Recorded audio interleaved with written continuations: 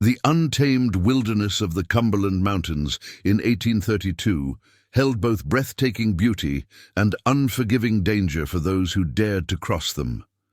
Between the ancient trees and mist-shrouded valleys, fates were decided in moments, and lives could be extinguished or miraculously preserved by the slimmest margins. This is the extraordinary tale of Eliza and Mary Caldwell, two young sisters whose innocence was shattered in a single violent dawn, and Rebecca Nighthawk, a solitary Cherokee, healer whose wisdom and compassion would forge an unlikely family from the ashes of tragedy. Hidden beneath the thundering cascade of Whispering Falls, a remarkable story of survival began. One that would challenge the boundaries between two worlds and reveal the healing power that flows through bloodlines once thought forever divided. Before we jump back in, tell us where you're tuning in from, and if this story touches you, make sure you're subscribed, because tomorrow I've saved something extra special for you. The wagon train departed from Lexington, Kentucky in early spring of 1832, a hopeful caravan of 8 families seeking new beginnings in the fertile lands of western Tennessee. Samuel Caldwell, a respected physician with kind eyes and a scholarly demeanor, had reluctantly joined the expedition after months of deliberation. His medical practice in Lexington had provided a comfortable life for his family, but the lure of affordable land and expanding opportunities westward had finally overcome his cautious nature. "Think of the good we could do there, Margaret," he had told his wife during many late-night discussions. "A growing settlement with no physician for 50 miles. These people need us." Margaret Caldwell, fair-haired and practical, had eventually yielded to her husband's vision, though not without reservation. The daughter of a successful merchant, she had grown accustomed to certain comforts that frontier life would surely lack. Yet her love for Samuel and her desire to keep their family united ultimately outweighed her misgivings. Their daughters, however, approached the journey with unbridled enthusiasm. Eliza, at 9 years old, was a serious child with her father's analytical mind and her mother's golden hair. She had already displayed an aptitude for learning that impressed her father's medical colleagues, memorizing Latin terms from Samuel's textbooks and asking probing questions about human anatomy. Mary, just 7, was Eliza's opposite in temperament. Spirited and impulsive, with dark curls that refused to stay pinned, and a laugh that seemed to bubble up from some inexhaustible source of joy. The first 3 weeks of their journey had proceeded without notable incident. The wagons moved steadily through gradually changing landscapes, each day bringing new sights that Eliza dutifully recorded in the leather-bound journal her father had given her as a parting gift from their Lexington home. "Document everything you observe," Samuel had instructed, tapping the blank pages. "A good physician must first be an excellent observer." Eliza had taken this directive to heart, filling pages with careful descriptions of plant specimens she'd never seen before, sketches of unusual rock formations, and notes about weather patterns. Mary contributed occasional drawings in the margins, whimsical renderings of cloud shapes and wildflowers that complemented Eliza's methodical entries. On the 24th day, as the wagon train approached the rugged terrain of the Cumberland Mountain Range, the expedition's leader, Jeremiah Walsh, called for a gathering around the evening fire. "These mountains demand respect," Walsh announced, his weathered face serious in the dancing firelight. "We'll need to take the passage slow and careful. The trail narrows considerably in parts, and there are stretches where only one wagon can pass at a time." Samuel Caldwell stood at the edge of the group, his arm around Margaret's shoulders. "Are there alternatives?" he asked, his physician's instinct for caution asserting itself. Walsh shook his head. "Not without adding 3 weeks to our journey. This route is well established, though not without its challenges." He glanced at the assembled families. "And we'll need to maintain vigilance. There have been reports of occasional unrest, though nothing specific to concern us." Several parents, exchanged uneasy glances at this vague warning, but no one pressed further. The promise of their destination, rich farmland with abundant water and a growing community eager for their skills, still outweighed the temporary discomforts and risks of the journey. That night, as the Caldwell family settled into their wagon for sleep, Mary peppered her father with questions about the mountains they would soon traverse. "Will we see bears?" Jenny Baker said, "There are bears big as horses in the mountains." Samuel chuckled, tucking the woolen blanket around his youngest daughter. "The bears here are certainly impressive, but not quite the size of horses, and they generally avoid humans if we're respectful of their territory." "What about the Cherokee?" Eliza asked quietly from her bedroll. "Mr. Walsh mentioned unrest. Does he mean with the native people?" A shadow crossed Samuel's face. As a physician, he had treated several Cherokee patients in Lexington and had developed a deep respect for their knowledge of medicinal plants. He had also followed the troubling political developments with concern. "Most of the Cherokee have already been forced to leave these lands," he explained carefully. "Those who remain are either in designated areas or have hidden themselves in the most remote regions where few would follow." "Why did they have to leave their homes?" Mary asked, her young face puzzled. Margaret smoothed her daughter's wild curls. "That's a complicated matter for another time, dear. Now it's time for sleep. Tomorrow brings new adventures, but the next day brought far more than adventure. It brought terror. The wagon train entered the mountain pass shortly after dawn, a procession of hopeful futures moving slowly through ancient forests. The Caldwell wagon was positioned fourth in line, with Samuel walking alongside to spare the horses on the steeper inclines.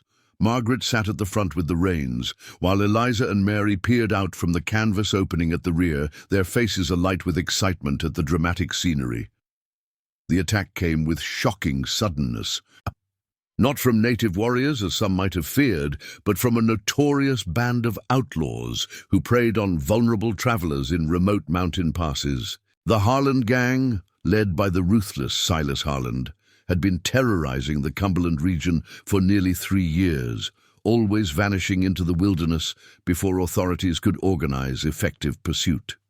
The first gunshots shattered the morning quiet, followed immediately by shouts and screams.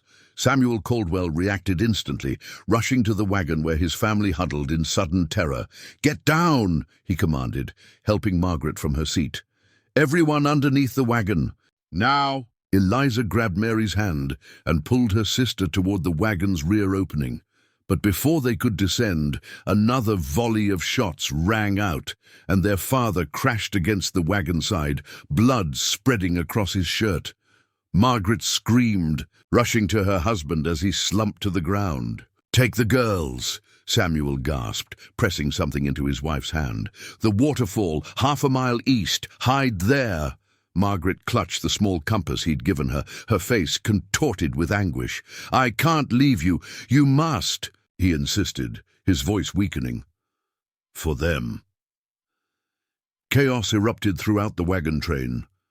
2 of the lead wagons were already burning, and gunfire continued to echo between the mountains. Margaret made an agonizing decision in that moment, the kind that would haunt a mother's dreams forever after, but the only one that offered her daughters any chance of survival. "Eliza, Mary, come now," she commanded, helping them from the wagon and pulling them into the underbrush at the side of the trail. "We must run." Eliza cast one desperate look back at her father, memorizing his final smile of encouragement before Margaret tugged her into the forest. The 3 fled eastward, Margaret clutching the compass in one hand and Mary's small fingers in the other, while Eliza ran alongside, her heart pounding in rhythm with their footfalls on the soft forest floor. Behind them, the terrible sounds of the massacre continued. Gunshots, screams, and triumphant whoops from the Harland gang as they ransacked. The wagons for valuables. Margaret pushed forward relentlessly, her maternal instinct transforming a genteel doctor's wife into a wilderness survivor with a single-minded purpose, distance between her daughters and danger. They had covered perhaps a quarter-mile when the sound of pursuit reached them, branches snapping and men's voices calling to each other. 3 of the outlaws had noticed the fleeing woman and children and had broken off from the main group to hunt them down, leaving no witnesses to their brutality. "Faster," Margaret urged, though her own breath was coming in painful gasps. The terrain sloped upward, becoming increasingly rocky and difficult to navigate. Mary stumbled, crying out as she skinned her knee on a sharp stone, and the sound carried through the forest behind them. "There! I heard something!" a gruff voice called, now alarmingly close. Margaret made another split-second decision. Pulling. "Her daughter's close," she whispered urgently. "Listen carefully. You must continue eastward. Follow the compass needle until you reach the waterfall your father mentioned. Hide behind it and stay absolutely silent, no matter what you hear." "But Mother," Eliza began, her voice trembling. "No arguments," Margaret cut her off, pressing the compass into Eliza's hand and kissing both girls fiercely on their foreheads. "I will lead them away from you and join you when I can. Eliza, you're in charge of Mary. Promise me you'll keep her safe." At 9 years old, Eliza Caldwell felt the weight of adult responsibility descend upon her shoulders as she nodded solemnly. "I promise, Mother." Margaret embraced them once more before stepping away and deliberately breaking a large branch underfoot. "This way!" she called loudly, moving westward, away from her daughter's hiding place. "Hurry, girls!" Then she ran, making as much noise as possible, drawing the attention of their pursuers. Eliza clutched Mary's hand tightly as they watched their mother disappear among the trees. When the men's voices followed in Margaret's direction, Eliza pulled, her sobbing sister eastward, using the compass as their guide. They moved as quietly as possible, Eliza constantly shushing Mary's frightened whimpers. "We have to be brave," she whispered fiercely. "Like father and mother, they're counting on us." They climbed steadily for what seemed like hours, but was likely only 20 minutes, the sound of water growing louder with each step. Finally, they emerged into a small clearing and saw it, a magnificent waterfall cascading down a rocky cliff face, perhaps 50 feet high, thundering into a deep pool. Below, a narrow ledge was visible behind the curtain of water, accessible by a treacherously slippery path of moss-covered stones. "We have to go behind it," Eliza said, gripping Mary's shoulders. "Exactly as Mother said." Mary's tear-streaked face registered terror at the prospect. "It's too loud and we'll get all wet." "Better wet than dead," Eliza replied with a bluntness beyond her years. "Come on." Hand in hand, the sisters carefully navigated the slick stones, the spray soaking their dresses. Instantly, they edged behind the thundering wall of water, finding the ledge wider than it had appeared from outside. A shallow cave extended several feet into the cliff face, offering shelter from both the water and prying eyes. Once safely ensconced in their hiding place, the reality of their situation descended upon them. Cold, wet, and huddled together, they waited for their mother's return, with diminishing hope as distant gunshots occasionally punctuated the waterfall's constant roar. Night fell, bringing a bone-deep chill that had the girls shivering violently in their damp clothing. They had no food, no blankets, and no adult protection in a wilderness neither of them understood. Yet they had each other, and the promise each had made to their parents. Eliza to protect Mary, and Mary's unspoken promise to trust her older sister implicitly. Dawn arrived with no sign of their mother or any other survivor from the wagon train. Hunger gnawed at their stomachs, and thirst, ironically acute despite being surrounded by water, parched their throats. "I'm scared, Liza," Mary whispered, using her pet name for her sister. "What if Mother doesn't come back?" Eliza, who harbored The same fear, but couldn't voice it, simply hugged Mary closer. Father said this was a safe place. We need to stay here until it's safe to leave. But when would that be? And where would they go? These questions tormented Eliza as the second day of hiding crawled by. By afternoon, desperation drove her to venture out briefly, searching for something edible near their sanctuary. She returned. With a handful of berries she recognized from her father's botany lessons and some tender leaves that she hoped weren't poisonous. It wasn't much, but it quieted the worst of their hunger. On the third day, weakness had begun to set in. Both girls slept fitfully on the hard stone, waking to the same crushing reality. They were alone in the wilderness, orphaned by violence, with no clear path to salvation. Preparing and narrating this story took us a lot of time, so if you are enjoying it, subscribe to our channel. It means a lot to us. Now back to the story. It was Mary who first noticed they were being watched. "Liza," she whispered, clutching her sister's arm. "Someone's there." Through the curtain of falling water, a shadowy figure stood perfectly still on the far side of the pool. For one wild moment, Eliza thought their mother had found them at last. But as her eyes adjusted to the distortion caused by the moving water, she realized this was someone else entirely. A woman with copper skin and silver-streaked black hair pulled back in a long braid, dressed in buckskin clothing adorned with intricate beadwork. The woman made no move toward them, simply observing their hiding place with uncanny stillness. After several minutes, she placed a small bundle on a flat rock near the pool's edge, then melted back into the forest as silently as she had appeared. "Who was that?" Mary asked, her eyes wide. I think she might be Cherokee," Eliza answered, remembering their father's words about the native people who remained hidden in remote areas. "Is she going to hurt us?" Eliza considered this. If she wanted to hurt us, why leave something behind instead of coming straight for us?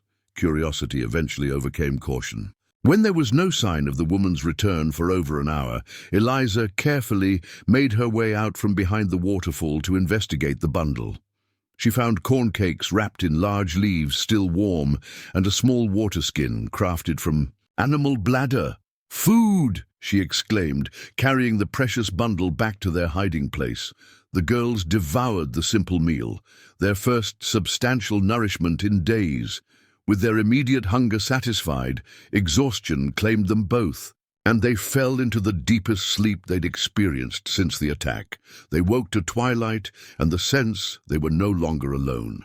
The Cherokee woman had returned and now sat cross-legged on a dry portion of their ledge, watching them with dark, intelligent eyes that missed nothing. Mary shrank against Eliza in fear, but the older girl met the woman's gaze steadily, summoning her courage. "Thank you for the food," she said carefully. The woman nodded once, then spoke in perfect, slightly accented English. "You are far from your people, little ones." The simple observation broke something open inside Eliza. Tears she had been holding back for her sister's sake suddenly spilled down her cheeks. "Our people are gone," she managed through a tight throat. "Men attacked our wagons. Our father was shot. Our mother led them away from us." The woman's expression remained impassive, but something in her eyes softened almost imperceptibly. "I am Rebecca Nighthawk," she said after a long moment. "I have watched you for 2 days. You show courage unusual for one so young." Mary, overcoming her initial fear, asked plaintively, "Do you know where our mother is?" Rebecca's face revealed nothing. "I know only that 2 small birds should not remain in a waterfall nest with winter approaching. You will die here without help." It wasn't a threat, but a simple statement of fact, delivered with the same directness Eliza had heard in her father's medical assessments. "We have nowhere to go," Eliza admitted. "No other family." Rebecca considered this, her gaze moving between the 2 exhausted, bedraggled girls. She seemed to be weighing something in her mind, coming to a decision that would alter the course of multiple lives. "I live alone," she said finally. "My husband and son walked the Trail of Tears 3 winters. Ego, I remained behind." The girls didn't fully understand the reference, but they grasped that this woman too had experienced profound loss. "My cabin lies a half-day's walk from here, hidden where those who destroyed your wagon train would never think to look." Rebecca stood with fluid grace despite her years. "I cannot replace what was taken from you, but I can offer shelter until a better path reveals itself." It was perhaps a reckless decision to trust a stranger in such circumstances, but children possess an intuitive understanding of character that adults often lose, and both Eliza and Mary sensed no malice in Rebecca Nighthawk's steady gaze. "Will you take us to find our mother first?" Mary asked, a final, desperate hope in her voice. Rebecca's eyes held compassion, but no false comfort. "The forest has already told me all I need to know about that journey, little one. Some paths can only be walked in memory now." Mary began to sob quietly, understanding the gentle but unmistakable confirmation of her worst fears. Eliza put her arm around her sister's shoulders, her own grief momentarily suspended by the need to be strong for Mary. "We'll go with you," she decided, her young voice steadier than she felt. Rebecca nodded once, then reached into a pouch at her waist, withdrawing a small object that she handed to Eliza. It was a polished stone amulet on a leather cord, etched with unfamiliar symbols. "Among my people, the hawk sees far and guards fiercely," she explained. "You have already shown the hawk's spirit in protecting your nestling. This will remind you of that strength in the difficult days ahead." Eliza accepted the gift solemnly, slipping the cord over her head. The stone felt strangely warm against her skin, as if it carried some essence of the woman who had given it. Dusk deepened into full darkness. Rebecca produced a small bundle of dried herbs from another pouch, crumbling them between her fingers before sprinkling them into the waterfall. "A prayer for those you have lost," she explained quietly, "that they may find peace on their journey to the next world." The simple ceremony stirred something in both girls. Not comfort exactly, but a sense that their grief had been acknowledged and honored. When Rebecca extended her hands to them, they each took one without hesitation, allowing her to lead them away from their temporary sanctuary into an unknown future. They traveled through the night, Rebecca setting a pace the exhausted. Girls could maintain occasionally carrying Mary when the child's strength flagged completely. The Cherokee woman moved through the dark forest with absolute confidence, navigating by stars and subtle landmarks invisible to her young companions. Dawn was just breaking when they reached a small clearing high on a mountainside, revealing a modest cabin partially built into the hillside itself, making it nearly invisible from below. A thin wisp of smoke rose from a stone chimney, suggesting Rebecca had left her dwelling prepared for a quick return. "No one comes here," she told them, helping the stumbling girls up the final slope. "The valley people believe these ridges are haunted by angry spirits. For once, their superstitions serve a good purpose." Inside, the cabin was unexpectedly warm and welcoming. A central hearth provided heat, its smoke rising through the stone chimney. Woven mats covered the packed earth floor, and bundles of dried herbs hung from ceiling beams, filling the single room with complex earthy aromas. Against one wall stood a platform bed covered with furs and blankets. Opposite was a work area with various tools, pottery vessels, and baskets of different sizes. It was nothing like the Caldwell home in Lexington, yet something about its simple orderliness reminded Eliza of her mother's well-managed household. The thought brought fresh grief surging to the surface, and she swayed slightly on her feet. Rebecca noticed immediately. "First, rest," she said firmly, guiding both girls to the bed. "Then food. Then we will speak of what comes next." Too exhausted, To protest, Eliza and Mary collapsed onto the soft furs. The last thing Eliza registered before sleep claimed her was the gentle touch of a blanket being drawn over them and a soft voice murmuring in an unfamiliar language. Words that somehow conveyed protection and welcome, even without translation. In that moment, suspended between the tragedy behind them and the uncertain future ahead, the Caldwell sisters found their first fragile moment of safety in the care of a woman who walked between worlds. A healer who had lost her own family, but now stood guardian over two orphaned children from a people who had taken everything from hers. Some bonds, it seemed, transcended the artificial boundaries humans created between themselves. Eliza woke with a momentary sense of confusion, the unfamiliar scents of herbs and wood smoke replacing the expected fragrances of her Lexington home. Reality returned with crushing weight as her eyes focused on the cabin's rough-hewn ceiling beams. She turned to find Mary still asleep beside her, her sister's tear-stained face finally peaceful in exhausted slumber.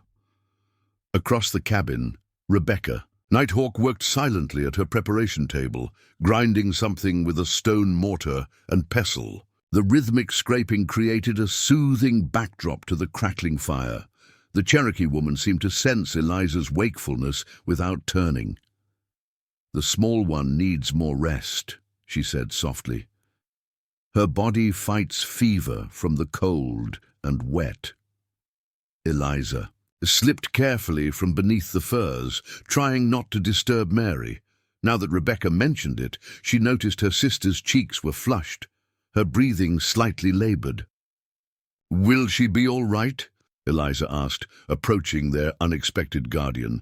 Rebecca continued her methodical grinding. "The fever speaks of the body's battle, not its surrender. We will help her fight."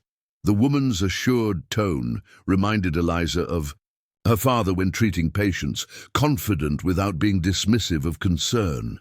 She watched as Rebecca added water to the ground herbs, creating a thick paste that she spread on a large leaf. "This is for her chest," Rebecca explained. "Wild cherry bark to ease breathing, willow bark for fever, and other plants that work together to restore balance." "My father was a doctor," Eliza offered. "He used willow bark, too, for headaches and fevers." Rebecca's hands paused briefly. "The medicines of my people and yours sometimes walk parallel paths, though we understand their spirits differently." She glanced at Eliza with new interest. "Did your father teach you his healing ways?" "Some," Eliza admitted. "He said I had the mind for it, even though ladies aren't supposed to be doctors. He let me read his books and sometimes watch when he treated simple cases." A ghost of a smile touched Rebecca's lips. "Among Cherokee, healing knowledge passes to those with the gift and calling, regardless of whether they are male or female. The plants speak to those who listen, not to those who happen to be born with or without certain body parts." The blunt assessment startled a small laugh from Eliza, the first since the massacre. It felt strange in her throat, almost painful, as if her body had forgotten how to produce such sounds.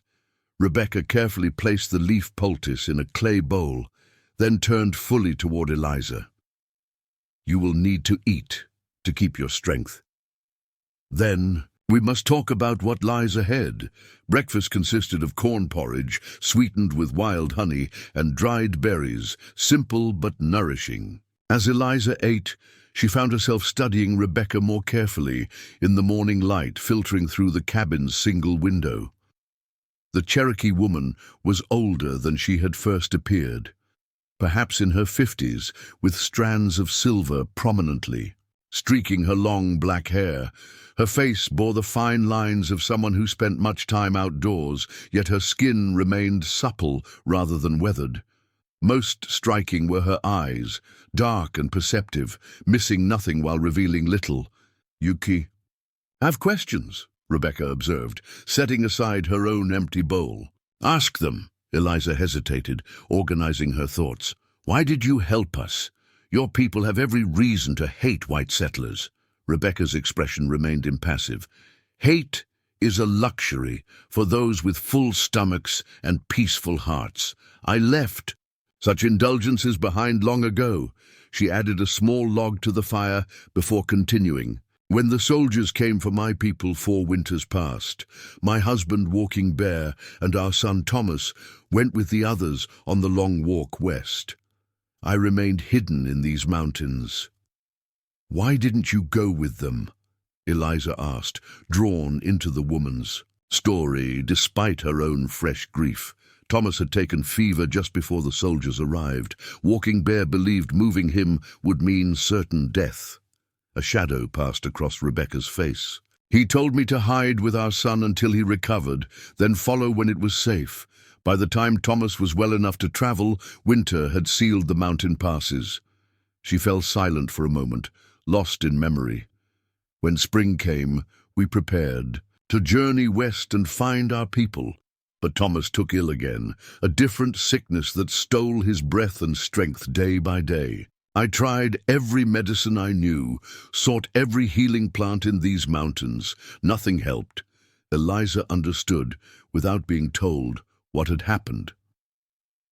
"I'm sorry about your son," she said quietly. Rebecca acknowledged the condolence with a slight nod. "For 2 years after, I planned to join Walking Bare, but each season brought news of hardship and death among those who walked the Trail of Tears. Eventually, the letters from my husband stopped coming. Her voice remained steady, though the pain behind her words was evident. Now I remain here between worlds, belonging fully to neither." The revelation of shared loss created a fragile bridge between them. The Cherokee healer who had lost, her family to government policy, and the young white girl whose family had been destroyed by lawlessness. "What will happen to us now?" Eliza finally asked the question that had been weighing on her since their rescue. Rebecca considered this carefully. "There are settlements where 2 orphaned white children could be placed with new families. Johnson city lies 4 days' journey south." She studied Eliza's reaction. "Or you could remain here, at least until winter passes. The choice must be yours." The idea of being separated from Mary, their placement in different homes, a distinct possibility in any settlement, struck terror in Eliza's heart. She had promised her mother to protect her sister, a vow she couldn't fulfill if they were parted. "Could we really stay?" she asked cautiously. "Wouldn't it be dangerous for you to shelter us?" "My cabin is well hidden and few venture this high." "On the mountain," Rebecca replied. "Those who occasionally trade with me believe I live alone and keep my secrets. They value my medicines too much to risk reporting my presence to authorities." A soft whimper from the bed interrupted their conversation. Mary was awake, calling for Eliza in a voice made hoarse by developing illness. Eliza hurried to her sisters, sighed, finding her feverish and disoriented. "Where's Mama?" Mary asked weakly, her eyes glassy with fever. "I dreamed she was lost in the forest." Eliza stroked damp curls from her sister's forehead, her heart breaking anew at the innocent question. "Mama asked us to be brave, remember? We're safe now. This is Miss Rebecca's home, and she's going to help you feel better." Rebecca approached with the poultice she had prepared earlier. "This will ease her breathing and cool the fever," she explained, showing Eliza how to apply it to Mary's chest and wrap it with a soft cloth to hold it in place. The next 3 days passed in a haze of concern as Mary's condition worsened before gradually improving. Eliza rarely left her sister's side, helping Rebecca prepare and administer various herbal remedies, teas of boneset and elderflower, cool compresses infused with mint, and fresh poultices twice daily. Through it all, Rebecca maintained a calm certainty that steadied Eliza's fraying nerves. "The fever breaks its hold," she announced on the 4th morning, feeling Mary's forehead. "Her spirit fights strongly." Indeed, by sunset, Mary's fever had receded considerably, and she was able to sit up and take broth flavored with wild onions and medicinal mushrooms. Her eyes were clear again, though profound sadness had replaced the fever's glassy disorientation. As full awareness of their situation returned, "They're really gone, aren't they?" she asked Eliza that night, as they lay together on Rebecca's bed, the Cherokee woman having insisted on sleeping on a pallet near the fire to give them space. "Mother and father aren't coming back." Eliza held her sister tightly, her own eyes burning with tears she tried to contain for Mary's sake. "Yes," she whispered, "but we have each other, and we're safe here with Miss Rebecca." For how long? Mary's question pierced directly the uncertainty that had been haunting Eliza. "I don't know," she admitted. "She said we could stay until winter passes, or we could go to a settlement where they might find families to take us in." Mary's fingers clutched Eliza's nightdress. "I don't want another family, and I don't want to be separated from you." "Promised Mother I'd keep you safe," Eliza assured her. "We'll stay together no matter what." As Mary drifted back to sleep, Eliza remained awake, watching shadows cast by the dying fire dance across the cabin ceiling. The reality of their situation pressed upon her with adult weight. Two young girls, completely dependent on a woman who had every historical reason to resent their very existence, yet who had shown them nothing but compassion. In the morning, Mary was strong enough to sit at the table while Rebecca prepared a simple breakfast. Seeing both girls together, alert and observant, the Cherokee woman seemed to make a decision. "If you wish to remain here through winter, we must establish how you will earn your keep," she stated matter-of-factly, setting bowls before them. "I do not take charity, nor do I give it. Every person in a household contributes according to their abilities." Eliza nodded, understanding the underlying message. They would be treated not as helpless children to be pitied, but as capable individuals with responsibilities. The approach reminded her of her parents' household, where even Mary had been assigned simple chores from an early age. "What could we do?" she asked, unconsciously sitting straighter. Rebecca assessed them thoughtfully. "You have clever hands and a sharp mind," she told Eliza. "You could learn to identify and gather medicinal plants, help prepare remedies." Her gaze shifted to Mary. "And this one has quick feet and keen eyes. She could help tend the garden, watch for animals approaching our snares." The clear assignments, tailored to their natural abilities, gave the girls something they desperately needed: purpose amid chaos, structure within loss. Eliza felt a small weight lift from her shoulders at the concrete plan. "There is another matter," Rebecca continued, her tone more serious. "If you stay, you must learn certain rules for safety. The mountains hold dangers beyond wild animals or harsh weather." "You mean people who might hurt us?" Mary asked, her voice small. Rebecca nodded. "There are 3 types of humans who occasionally venture near. Cherokee traders who know me and keep my secrets, white hunters who believe these ridges are haunted and generally avoid them, and sometimes men like those who attacked your wagon train, seeking remote hideouts." The mention of the attackers made both girls tense visibly. Rebecca continued with practical directness. "If you hear my signal, 3 quick whistles like a whippoorwill, you must hide in the special place I will show you, no matter what else is happening. No questions, no hesitation. This rule cannot be broken for any reason." The gravity of her tone impressed even Mary, who nodded solemnly. After breakfast, Rebecca led them behind the cabin to a massive old oak tree growing alongside the hill into which the cabin was partially built. Pressing on a seemingly solid section of bark revealed a cleverly disguised opening into a small cave. "The entrance is hidden by the tree's roots," Rebecca explained, showing them how to slip through the narrow opening. Inside, a passage leads to a chamber beneath the cabin floor. There are blankets, water, and dried food. If danger comes, you stay there in absolute silence until I give the safe signal, a song rather than whistles. The hidden refuge, clearly, prepared long before their arrival, spoke volumes about the precarious existence Rebecca had crafted for herself in these mountains. Eliza understood that the woman had survived by anticipating the worst while hoping for better, a philosophy that suddenly seemed entirely logical in a world that had proven itself capable of unimaginable cruelty.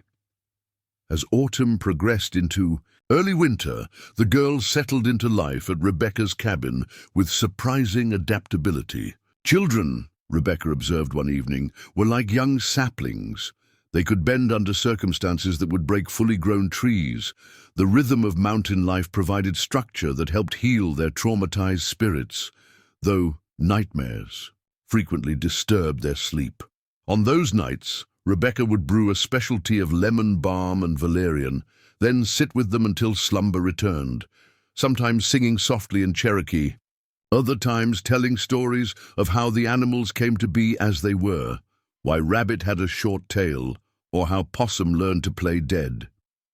During daylight hours, she kept them busy with practical education. True to her word, she began teaching Eliza about medicinal plants, starting with those that remained available even as winter approached. Pine needles rich in healing properties, bark from specific trees, roots that could be harvested from beneath the snow. "Your father's medicine books taught you good things," Rebecca acknowledged after Eliza correctly identified several plants and their uses. But they missed much wisdom. Plants work differently when gathered under different moons, or when combined in certain ways. Some heal better when you understand their spirit, not just their physical properties. Eliza absorbed these teachings eagerly, her analytical mind cataloging new information alongside what she had learned from her father. The combination created a unique perspective that sometimes surprised even Rebecca. "Why couldn't this bark and that root work together?" Eliza asked one day, pointing to two separate preparations. "Father's book said they both reduce inflammation, but in different ways." Rebecca paused, considering. "It is not traditionally done, but your thinking has merit." She nodded slowly. "Tomorrow we will try your combination and see what the plants have to say about it." For Mary, Rebecca found different but equally valuable lessons. The younger girl learned to move quietly through the forest, to identify which tracks belonged to which animals, and to spot the subtle signs of changing weather. Her natural exuberance, temporarily dampened by tragedy, gradually re-emerged in bursts of curiosity and occasional laughter. "Watch how the squirrels gather extra nuts today," Rebecca instructed her one crisp morning.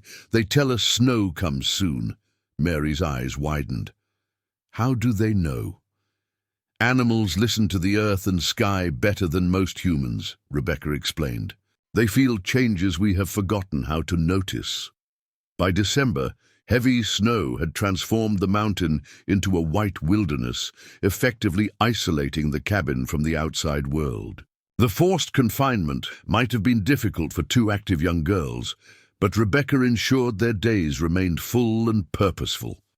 Mornings were devoted to practical skills, Eliza learning to prepare increasingly complex remedies, Mary being taught to weave sturdy baskets from materials Rebecca had gathered before winter's arrival. Afternoons included lessons in both Cherokee and white traditions. Rebecca taught them words in her language while encouraging Eliza to share stories from books she had read, keeping their connection to both worlds alive. In the evenings, as they sat before the fire, Rebecca gradually shared more of her own history. She had been born Rebecca Walkingstick to a traditional Cherokee family, but had been sent to a mission school as a young girl where she learned English and was given the name Rebecca. There she developed an interest in how Christian medicines and traditional Cherokee healing could work together. "The missionaries thought they were saving my soul," she recalled with a hint of irony. "Instead, they gave me tools to become a better Cherokee healer." She had married Walking Bear, a respected tribal leader, and their son Thomas had been born with feet in both worlds, educated in traditional ways, but also learning to read and write English. When the Indian Removal Act was enforced and soldiers came to march the Cherokee to Western territories, their families' dual knowledge had made them particularly valuable to the community during the terrible journey that became known as the Trail of Tears. Walking Bear sent letters when he could, Rebecca told them, her fingers working a piece of deerskin as she spoke. He described terrible suffering. Thousands died from cold, disease, and broken hearts. Yet he maintained hope that our people would survive, rebuild. She looked into the fire, her expression distant. His last letter said Thomas would have been proud of how the young ones were adapting to the new land, that our son's spirit surely watched over them. The revelation that Rebecca had lost not just her husband but her son as well created a deeper understanding of why she might have taken in 2 orphaned white children. Perhaps in helping them, she honored Thomas's memory and Walking Bear's compassion. Christmas approached, a time that threatened to reawaken acute grief for the Caldwell sisters. Sensing this, Rebecca decided to acknowledge the season in a way that honored their past while embracing their present circumstances. Your celebration and Cherokee winter ceremonies share common elements, she told them one morning. Both honor the turning of seasons, both include special foods, both recognize the importance of giving. With the girls' help, she decorated the cabin with pine boughs and berries. From hidden stores, she produced small treasures, a carved wooden fox for Mary, who had developed a special fondness for the clever creatures, and for Eliza, a small book bound in deerskin, its pages blank and waiting for the medicinal knowledge she was acquiring. I made this years ago for Thomas, Rebecca explained, placing the book in Eliza's hands. He planned to record both Cherokee and white healing methods. Now it should continue that purpose with you. Eliza received the precious gift with appropriate solemnity, understanding it represented far more than just paper and binding. It was Rebecca's acknowledgement of her potential as a healer, a passing of legacy across boundaries of blood and culture. Dashoo. Girls had nothing material to offer in return, but presented Rebecca with a song, a Cherokee lullaby she had taught them, which they had secretly practiced when she was outside the cabin. Their young voices, one clear and high, the other slightly deeper and richer, filled the small space with unexpected beauty. Rebecca listened with an uncharacteristic brightness in her eyes. When they finished, she simply said, "The greatest gift is remembrance. You honor my people by learning our songs." That night, as bitter winds howled outside their snug shelter, the unlikely family shared a meal of venison stew and corn cakes, sweetened with the last of the summer berries. The conversation flowed easily, punctuated by Mary's increasingly accurate imitations of forest animals that drew smiles from both Rebecca and Eliza. Later, when Mary had fallen asleep on her pallet by the fire, Rebecca approached Eliza as she made the first careful entries in her new healing book. "You understand that spring will bring choices," the Cherokee woman said quietly, settling beside her. Eliza looked up from her writing. "What do you mean? The passes will clear. Travelers will move freely again. Decisions must be made about your future, whether to seek your own people or remain in this in-between place." The gentle reminder of the temporary nature of their arrangement sent a ripple of anxiety through Eliza. Over the winter months, their life with Rebecca had developed a rhythm that felt increasingly permanent, the cabin becoming home in ways she hadn't anticipated. "What do you think we should do?" she asked, suddenly feeling very young, despite the maturity thrust upon her by circumstance. Rebecca considered the question carefully before answering. The path that seems easiest is rarely the most valuable. Returning to white society would provide certain comforts and opportunities. She glanced at Mary's sleeping form. Yet it would likely separate you from your sister and certainly from the healing knowledge you have begun to acquire. "And staying here?" Eliza prompted. would mean continuing to live between worlds, learning ways that few understand or respect. It would mean hardship and isolation, but also freedom and purpose. Rebecca's dark eyes held Eliza's gaze steadily. I cannot choose for you. I can only promise that whatever decision comes with spring, you will face it better prepared than you were when winter began. The conversation left Eliza with much to consider as December deepened into January. She watched Mary flourishing under Rebecca's tutelage, her natural resilience asserting itself as she learned to identify animal tracks in fresh snow and helped process winter herbs by the fire. She observed her own hands growing more confident with mortar and pestle, with the preparation of poultices and tinctures, with the careful crafting of medicines that blended her father's scientific knowledge with Rebecca's deeper understanding of plants' spiritual properties. Could they truly return to white society after experiencing this different way of living? Would Mary be happy in a settlement where her wild curiosity might be constrained by proper expectations for young ladies? Would Eliza herself be content to abandon the healing path she had begun to walk? Yet Rebecca had been right to raise the question. Spring would come, bringing with it possibilities and responsibilities they couldn't ignore forever. The cruel attack that had orphaned them remained unpunished, the Harlan gang presumably still terrorizing travelers in the Cumberland passes. Did they owe something to justice, to the memory of their parents and the other families who had perished? These questions circled in Eliza's mind as January's deep snows gradually gave way to February's intermittent thaws. The mountain began to whisper promises of eventual renewal, even as ice still clung to branches and frost etched delicate patterns on the cabin's single window each morning. What none of them could anticipate was how their careful isolation would soon be shattered, forcing decisions before spring fully arrived. Decisions that would test everything the girls had learned under Rebecca's guidance and challenge the fragile new family they had begun to create in the wake of twin tragedies.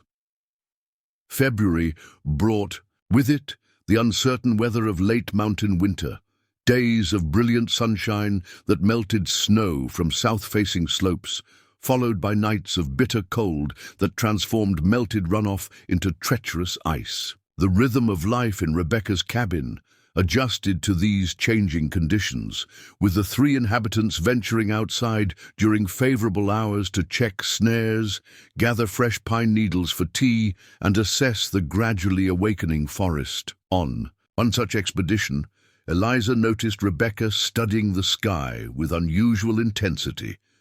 "What do you see?" she asked, having learned that Rebecca's observations often contained valuable lessons. "Ravens, circling near the lower valley," the Cherokee woman replied, pointing toward distant black specks wheeling against the pale blue sky. "They gather where food appears unexpectedly." Mary, who had been investigating animal tracks in a patch of remaining snow, looked up with interest. "Like when a deer dies?" Rebecca nodded. "Or when humans disturb the forest's balance?" The ominous note in her voice caught Eliza's attention. "You think someone's traveling through the valley?" The deep snow has kept these mountains quiet for many weeks. Now that paths begin to clear, others will return. Rebecca gathered the pine needles they had collected into her woven basket. "We should be more cautious in our movements until we know who visits our mountain." The warning cast a shadow over what had been a pleasant outing. As they made their way back to the cabin, Eliza found herself scanning the forest with new wariness, suddenly conscious of how visible their tracks might be in the patches of remaining snow. That evening, Rebecca instructed the girls more specifically about caution. "From now until spring fully arrives, we gather only what we need from the closest areas.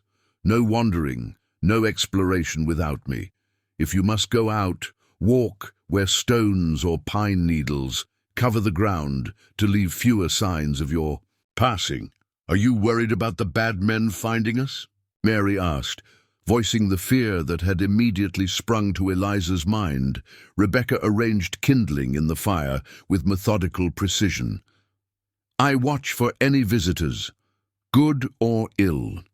This mountain has protected me for years because I respect its secrets and move carefully upon it."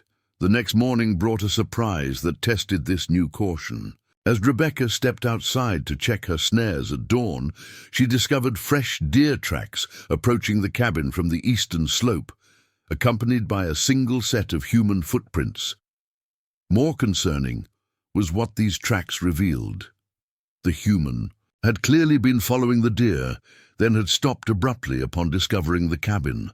The footprints retreated back down the eastern path without approaching the dwelling, suggesting whoever had made them had chosen to avoid contact after. Realizing the cabin was occupied, Rebecca studied the tracks carefully before returning inside, her expression grave. "We have been discovered," she told the girls, who were still preparing breakfast. "A hunter, whether white or Cherokee, I cannot tell from the prints alone, now knows this cabin exists." "Will they tell others?" Eliza asked, immediately. "Concerned about their safety. That depends on who it was and what they seek." Rebecca began gathering specific items from around the cabin: a small knife, a pouch of dried herbs, a coil of thin rope. "I must follow these tracks to learn who watches us." "You're leaving?" Mary's voice rose with alarm. Rebecca knelt before the younger girl, placing steady hands on her shoulders. "Only for a few hours. I must know if this visitor presents danger." She looked between both sisters. "While I am gone, you will remain inside with the door barred. If anyone approaches, use the hidden passage we practiced and stay in the safe place until I return." After Rebecca departed, the cabin seemed unnervingly quiet despite the familiar crackling of the fire. Eliza tried to distract Mary with lessons on identifying different medicinal barks by their distinctive smells and textures, but her own attention kept wandering to the barred door and single window. "What if she doesn't come back?" Mary finally asked the question that had been hovering unspoken between them. Eliza straightened her shoulders, channeling the calm authority she had observed in Rebecca. "She will. Rebecca knows these mountains better than anyone, but even if something delayed her, we know how to survive here. We have food, water, and shelter." The confident words bolstered both their spirits, though Eliza privately harbored concerns she wouldn't voice to her younger sister. If Rebecca encountered the Harland gang or others equally dangerous, all her mountain knowledge might not be sufficient protection. Midday came and went with no sign of Rebecca's return. Eliza prepared a simple meal of corn cakes and dried berries, but neither girl had much appetite. By late afternoon, shadows had begun to lengthen across the cabin floor, and Mary had taken to watching out the window, despite Eliza's reminders to stay away from visible openings. "Someone's coming," Mary suddenly whispered, ducking down from her lookout position. Eliza felt her heart race as she hurried to the window, carefully peering past the edge of the deerskin covering. Relief flooded through her as she recognized Rebecca's distinctive gait, but it quickly changed to concern when she noticed the Cherokee woman was not alone. "There's a man with her," she reported to Mary, who had already begun moving toward the hidden passage as they had been instructed. "Is it one of the bad men?" Mary asked, wide-eyed. Eliza studied the approaching figure. "I don't think so. He's dressed like a trapper or mountain man, and Rebecca seems calm, not like she's being forced." Indeed, as the pair drew closer, Eliza could see they were conversing, Rebecca's hands moving in occasional emphatic gestures that suggested discussion rather than duress. The stranger was tall and lean, with a full beard and clothing crafted from various animal hides. He carried a long rifle casually across one shoulder and a string of rabbits in his other hand. A firm knock at the door preceded Rebecca's voice. "Eliza, Mary, it is safe to open now." With cautious movements, Eliza unbarred the door, stepping back as Rebecca entered, followed by the stranger who had to duck his head beneath the low door frame. Up close, he appeared older than Eliza had initially thought, perhaps in his 50s, with deep creases around eyes that surveyed the cabin with quick intelligence. "This is Jacob Miller," Rebecca introduced him. "He hunts these mountains and occasionally trades with Cherokee, who remain hidden here. Jacob, these are my charges, Eliza and Mary Caldwell." The deliberate pause before charges spoke volumes about the complicated relationship that had developed between Rebecca and the girls, something beyond guardian and wards, yet difficult to define in conventional terms. Miller removed his fur cap, revealing hair as grey as his beard. "Pleased to meet you, young ladies," he said in a gravelly voice that suggested it wasn't often used for conversation. "Rebecca told me something about your situation." His direct acknowledgement of their circumstances was unexpected, but somehow reassuring. There would be no need for elaborate fictions or half-truths with this mountain man. Rebecca accepted the string of rabbits Miller offered. "Jacob brings news from the lower valleys that concerns us," she explained, hanging the rabbits on a hook near the preparation area. "He will stay for the evening meal while we discuss matters." While Rebecca and Eliza prepared the rabbits for cooking, Miller entertained Mary with tales of the mountains in springtime, the return of specific birds, the emergence of bear cubs from winter dens, the explosion of wildflowers in high meadows. His gruff exterior concealed a surprising knowledge of natural cycles and an evident affection for the wilderness that had claimed him. "Been living in these mountains going on 30 years now," he told them, as they finally gathered around the table for the rabbit stew Rebecca had prepared. "Came west after the War of 1812, found I preferred trees and animals to people and buildings." "Yet you maintain some connections," Rebecca observed, breaking cornbread into portions. Miller nodded, accepting his portion. "A man needs certain things he can't make or hunt: ammunition, salt, coffee when I can get it, and information travels as valuable as any traded goods." "What information brings you to our door now?" Eliza asked directly, sensing from the adults' exchange that whatever news Miller carried was significant to their situation. Miller glanced at Rebecca, who nodded slightly, indicating he should speak freely. "2 things you should know," he began, setting down his spoon.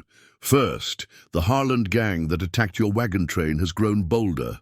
They hit a stagecoach near Johnson City last month, killed the driver and guard, took everything of value from the passengers." Eliza felt Mary tense beside her at the mention of their parents' killers. She placed a steadying hand on her sister's arm. "The second piece of news," Miller continued, "is that a new federal marshal has been assigned to this territory, fellow named Thomas Hartford. Word is he's made capturing the Harland gang his personal mission after what happened to that wagon train last year." "Why would that matter to us now?" Eliza asked, though she already suspected the answer. "Because he's been tracking down survivors, anyone who might identify gang members," Miller explained. "He's offering rewards for information, putting the word out in every settlement from Nashville to Asheville." The implication was clear. If this marshal discovered 2 surviving children from the massacre, they would become valuable witnesses and potentially targets if the Harlan gang learned of their existence. "We've been safe here because no one knew we survived," Eliza said slowly, processing this new information. Rebecca nodded. "Jacob's news forces us to consider options we might have delayed until spring." Mary looked between the adults with growing anxiety. "Do we have to leave?" "Not immediately," Rebecca assured her, "but we must prepare for the possibility. The mountain will soon be more active with trappers, hunters, and perhaps those with less honorable intentions." Miller stroked his beard thoughtfully. "I've kept your presence here to myself, and will continue to do so. But others might stumble upon this cabin as I did. The thaw brings movement to these mountains that can't be avoided." After the meal, While Mary dozed by the fire, the adults and Eliza spoke more specifically about their situation. Miller spread a rough map on the table, pointing out the locations of recent Harland gang activities and the routes the federal marshal had reportedly been following in his investigation. Hartford has established a temporary office in Johnson City, Miller explained, indicating the settlement's location. He's methodically interviewing anyone connected to the families on that wagon train, trying to piece together who they were, where they came from, where they were headed. How thorough is his investigation likely to be? Rebecca asked. Miller's weathered face was grim. From what I hear, he lost his own family to road agents some years back in Missouri. This isn't just an assignment for him. It's a crusade. Eliza studied the map, memories of their journey flooding back as she traced the route from Lexington to the mountain pass where the attack had occurred. If he's that determined, he'll eventually discover that the Caldwell family had two daughters who weren't found among the... She hesitated, unable to speak the word bodies. Precisely, Miller agreed. And when he does, he'll turn these mountains upside down, looking for you. Perhaps that would be for the best, Eliza suggested cautiously. If his goal is to bring these men to justice, justice and safety don't always walk the same path, Rebecca interrupted gently. Witnesses against men like the Harlands face danger until those men are captured or dead, and even then, such gangs often have allies who remain hidden. The stark reality of their situation settled heavily on Eliza's young shoulders. The peaceful existence they had created with Rebecca suddenly seemed fragile, threatened by forces beyond their control. Both those seeking justice and those evading it. What do you think we should do? She asked Rebecca, unconsciously echoing the question she had posed during their conversation about spring decisions. Rebecca exchanged a glance with Miller before answering. We have three paths before us. We could maintain our seclusion here, becoming even more vigilant about hiding our presence. We could seek out this Marshal Hartford on our terms, providing information while requesting protection. Or we could journey west, beyond his jurisdiction and the Harlands' usual territory. Each option carried significant risks and potential rewards that Eliza, despite her precocious maturity, found difficult to fully evaluate. The safety of continued seclusion appealed most strongly, yet Miller's warning about increased activity in the mountains during spring suggested this security might be illusory. I need to think about this, she said finally, feeling the weight of responsibility for Mary's well-being pressing upon her. Rebecca nodded approvingly. Wisdom often comes from sleep and reflection. No decision must be made tonight. Later, after Miller had departed with promises to return in a week with more news, Eliza lay awake beside her sleeping sister, turning over their options in her mind. The revelation that a federal marshal was actively investigating the massacre had awakened complicated emotions: hope for justice, fear of exposure, and uncertainty about their future. Would their parents want them to help bring their killers to accountability? Almost certainly. But would they want their daughters to risk their safety in the process? That question had no easy answer. Dawn found Eliza still contemplating these difficult choices. She rose quietly, careful not to disturb Mary, and found Rebecca already awake, grinding herbs at her work table. You did not sleep well, Rebecca observed without looking up from her task. I kept thinking about what Miller told us, Eliza admitted, joining the Cherokee woman at the table. About the Marshal and the Harland gang. Rebecca set aside her mortar and pestle, giving Eliza her full attention. Your thinking has wisdom beyond your years. I would hear it. The simple respect in this statement gave Eliza courage to articulate the conclusion she had reached during her sleepless hours. I think we should meet with Marshal Hartford, but carefully, on our terms. Not immediately, but after you've taught us more about staying safe. Rebecca's expression revealed nothing of her own opinion as she asked, "Why have you chosen this path?" "Because hiding forever isn't really living," Eliza explained, surprising herself with the clarity of her conviction. "And because those men might hurt other families if no one stops them, we might help prevent that." A flicker of something like pride crossed Rebecca's typically impassive features. "You balance justice with practicality, a rare quality in one so young." "I learned it from you," Eliza said simply. "You could have turned us away when you found us at the waterfall. The easy path would have been to leave us to our fate or deliver us to the nearest white settlement. Instead, you chose a difficult middle way, keeping us safe while teaching us to eventually protect ourselves." Rebecca was silent for a long moment, her dark eyes studying Eliza with an intensity that might have been uncomfortable had they not developed such trust over the winter months. "If we pursue this course," she finally said, "your training must intensify. Both you and Mary must learn more than just healing and forest craft. You must learn to defend yourselves, to recognize danger before it finds you, to move through the world with eyes fully open." The solemnity of this declaration made clear that Rebecca was proposing a significant shift in their education, from basic survival skills to something more comprehensive and perhaps darker in its implications. "I understand," Eliza nodded, "accepting the responsibility. When do we begin?" "We already have," Rebecca replied, gesturing toward the sun, now visible through the cabin's single window. "Everything I have taught you forms the foundation. Now we build upon it with greater purpose." As if summoned by their conversation, Mary stirred on her sleeping pallet, sitting up with tousled hair and sleep-filled eyes. Observing the serious expressions of her sister and Rebecca, she asked with remarkable perception, "You've decided something important, haven't you?" Eliza moved to sit beside her, taking her small hand. "We're going to learn how to be brave in new ways, Mary.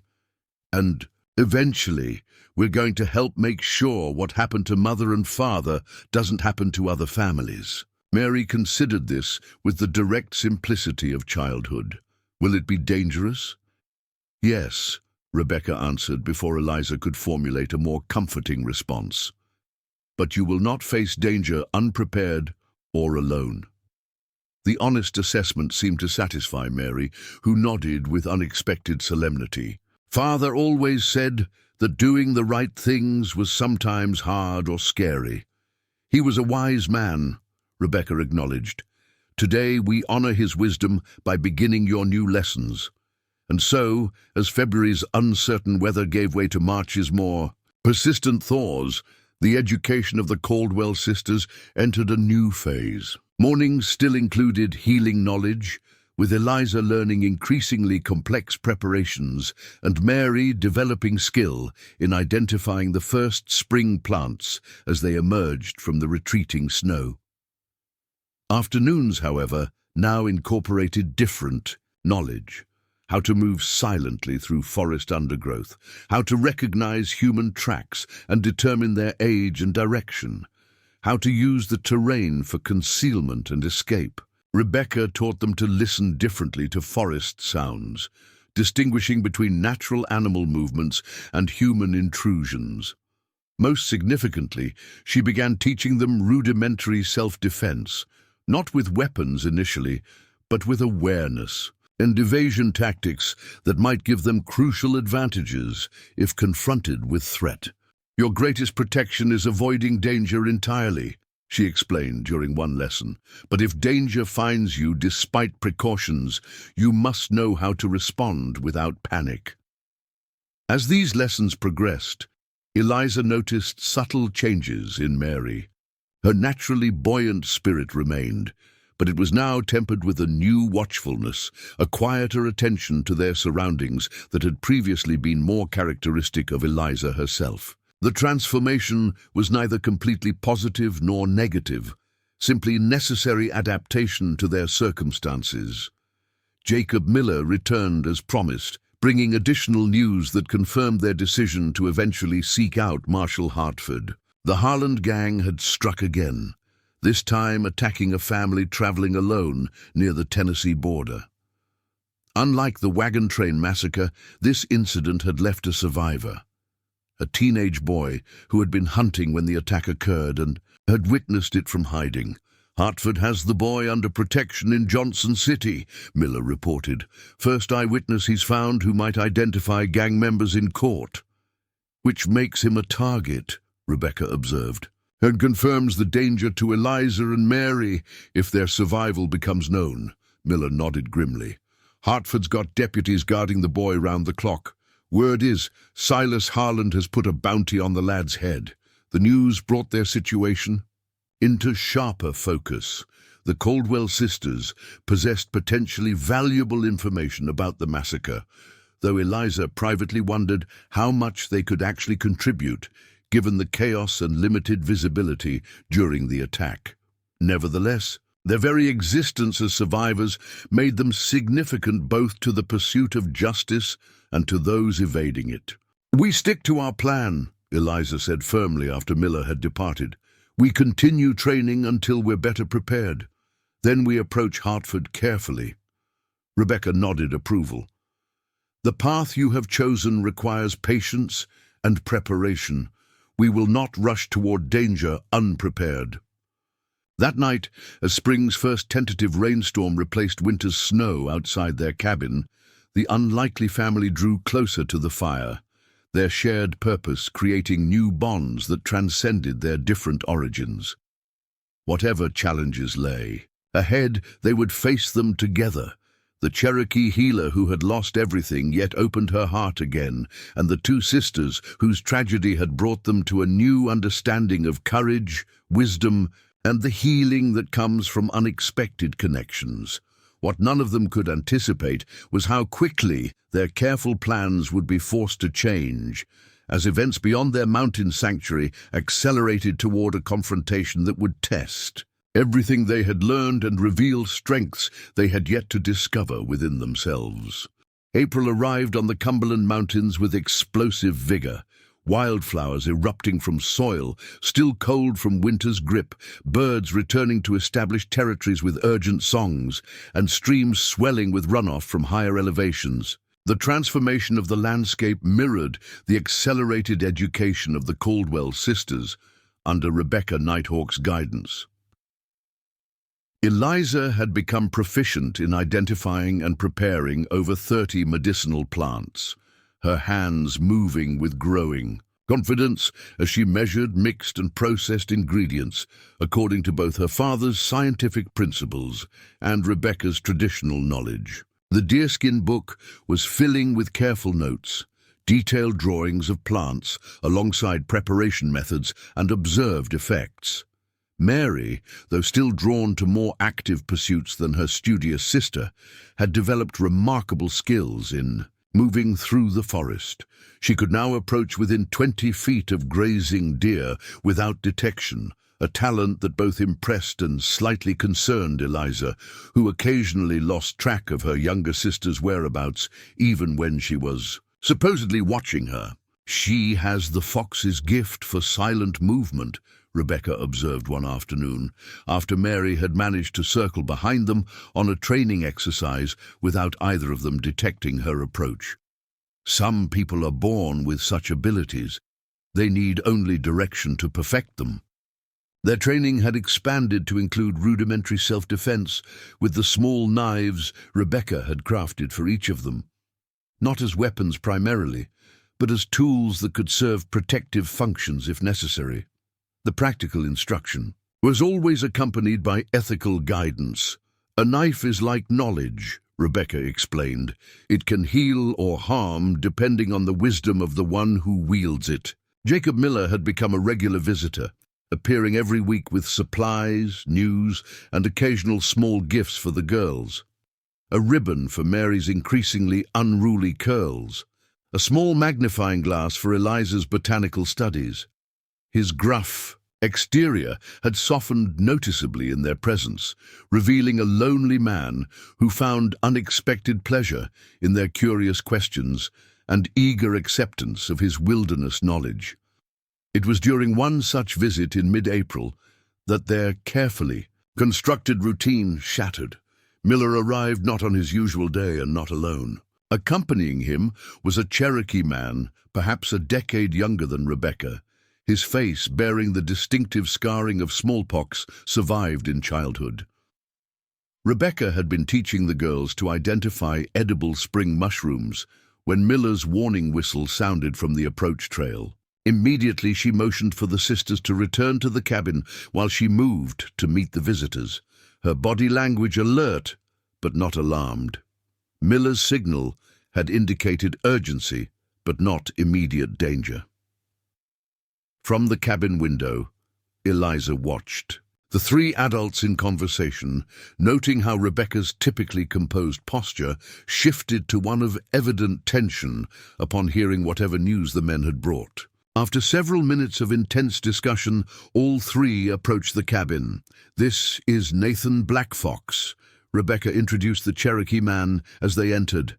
"He brings news that cannot wait." Blackfox acknowledged the girls with a solemn nod before addressing Rebecca in rapid Cherokee.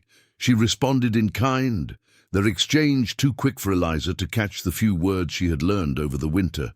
Miller, noticing the sisters' confusion, explained quietly, "Nathan came directly from Johnson City.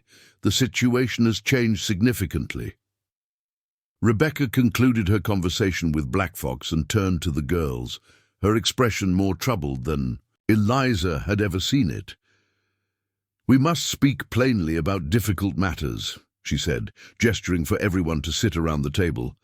Once settled, she continued, "Nathan works as a stable hand in Johnson City, where he overhears many conversations. 3 days ago, Marshal Hartford received information about possible survivors from the Wagon Train Massacre, 2 young girls who might have escaped." Eliza felt her stomach tighten. "How could anyone know about us? We haven't left the mountain." "The source was a trapper who sold furs in Johnson City," Blackfox explained, his English precise but heavily accented. "He mentioned meeting a Cherokee woman in the high country who had taken in 2 white children after some tragedy. He meant no harm. He was merely talking about unusual mountain happenings." Miller's weathered face creased with concern. "Problem is, Hartford wasn't the only one who heard this tale. One of Harlan's informants was drinking in the same establishment. The implication hung heavily in the cabin's close air. Both those seeking justice and those evading it now had reason to search for the Caldwell sisters. "How much time do we have?" Eliza asked, instinctively reaching for Mary's hand under the table. "Hartford has organized a search party that departs tomorrow morning," Blackfox replied. "They plan to check all remote cabins and known Cherokee hideouts in these mountains." "And Harlan's men?" Rebecca prompted. Blackfox's expression darkened. "Already moving. At least 4 riders were seen heading into the foothills yesterday." Rebecca absorbed this information with outward calm, though Eliza had learned to recognize the slight tightening around her eyes that indicated deep concern. "Then our decision is made for us," she said finally. "We must leave immediately." "Leave?" Mary echoed, her voice small with alarm. "But this is our home now." The simple declaration caused a momentary pause in the urgent conversation. Over the past months, the cabin had indeed become home to the unlikely family they had formed, a sanctuary of safety and learning that had allowed healing to begin after unimaginable trauma. Rebecca knelt before Mary, her usually stoic demeanor softening. "Home is not always a place, little fox. Sometimes it is the people who walk beside you." Miller cleared his throat. "Question is, where do you go? Hartford's men will be coming from the south, Harlan's likely from the west. East leads to steeper terrain with fewer hiding places. North," Rebecca decided, "through Watson Gap toward the Kentucky border. Nathan, does Hartford know my connection to these children?" Blackfox shook his head. The trapper did not know your name, only that a Cherokee woman had helped white children. But if they searched thoroughly enough, the implication was clear. Rebecca's illegal presence on lands from which Cherokee had been forcibly removed years earlier would be discovered. Even her decades of providing healing to remote settlers might not protect her from authorities determined to complete the removal of all indigenous people from eastern territories. "We'll need supplies," Eliza said, already mentally cataloguing essentials for the journey. Her practical nature, honed by months of Rebecca's tutelage, asserted itself in the crisis. Rebecca nodded approval at her quick thinking. "Jacob, can you acquire what we need without drawing attention?" "I'll do better than that," Miller replied. "I'll provide escort at least as far as the Blackwater River. I know trails no search party would think to check." The next hour passed, in a calculated frenzy as they prepared for immediate departure. Rebecca and Eliza gathered medicinal supplies, while Miller and Black Fox collected food provisions and essential tools. Mary was tasked with rolling sleeping furs into tight bundles that could be carried on their backs. Through the preparations, Eliza noticed Rebecca selecting certain items with special care, not just practical necessities, but objects that carried deeper significance. A small carved box containing personal treasures, the hawk amulet she had given Eliza upon their first meeting, a medicine pouch that had belonged to her deceased son. "Will we ever come back?" Eliza asked quietly as she helped Rebecca wrap her ceramic mortar and pestle in protective cloth. Rebecca's hands paused briefly. "The future unfolds according to its own wisdom. What matters now is that we move forward together." By mid-afternoon, they were ready to depart. Black Fox would return to Johnson City to monitor Hartford's movements and perhaps mislead the search parties if opportunities arose. Miller would guide Rebecca and the girls northward through the most remote mountain trails. As Rebecca performed a brief ceremony, burning a small bundle of sage and offering words in Cherokee that Eliza recognized.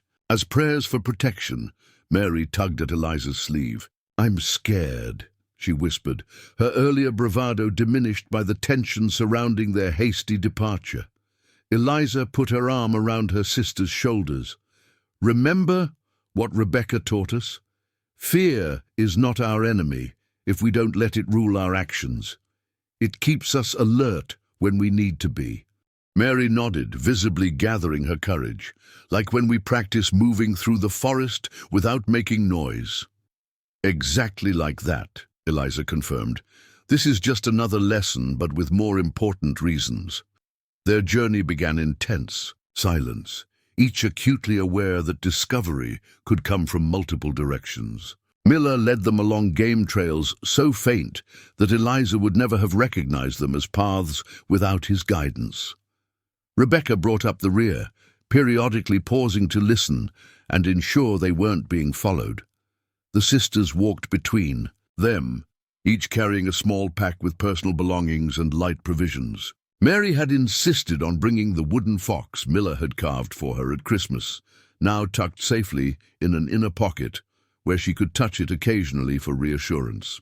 By sunset, they had covered nearly 6 miles of difficult terrain, climbing higher into the mountains rather than descending toward valleys where they might be more easily spotted. Miller led them to a small cave formed by a rockfall against a cliff face, not deep enough to harbor predators, but sufficient to provide shelter from the light rain that had begun to fall.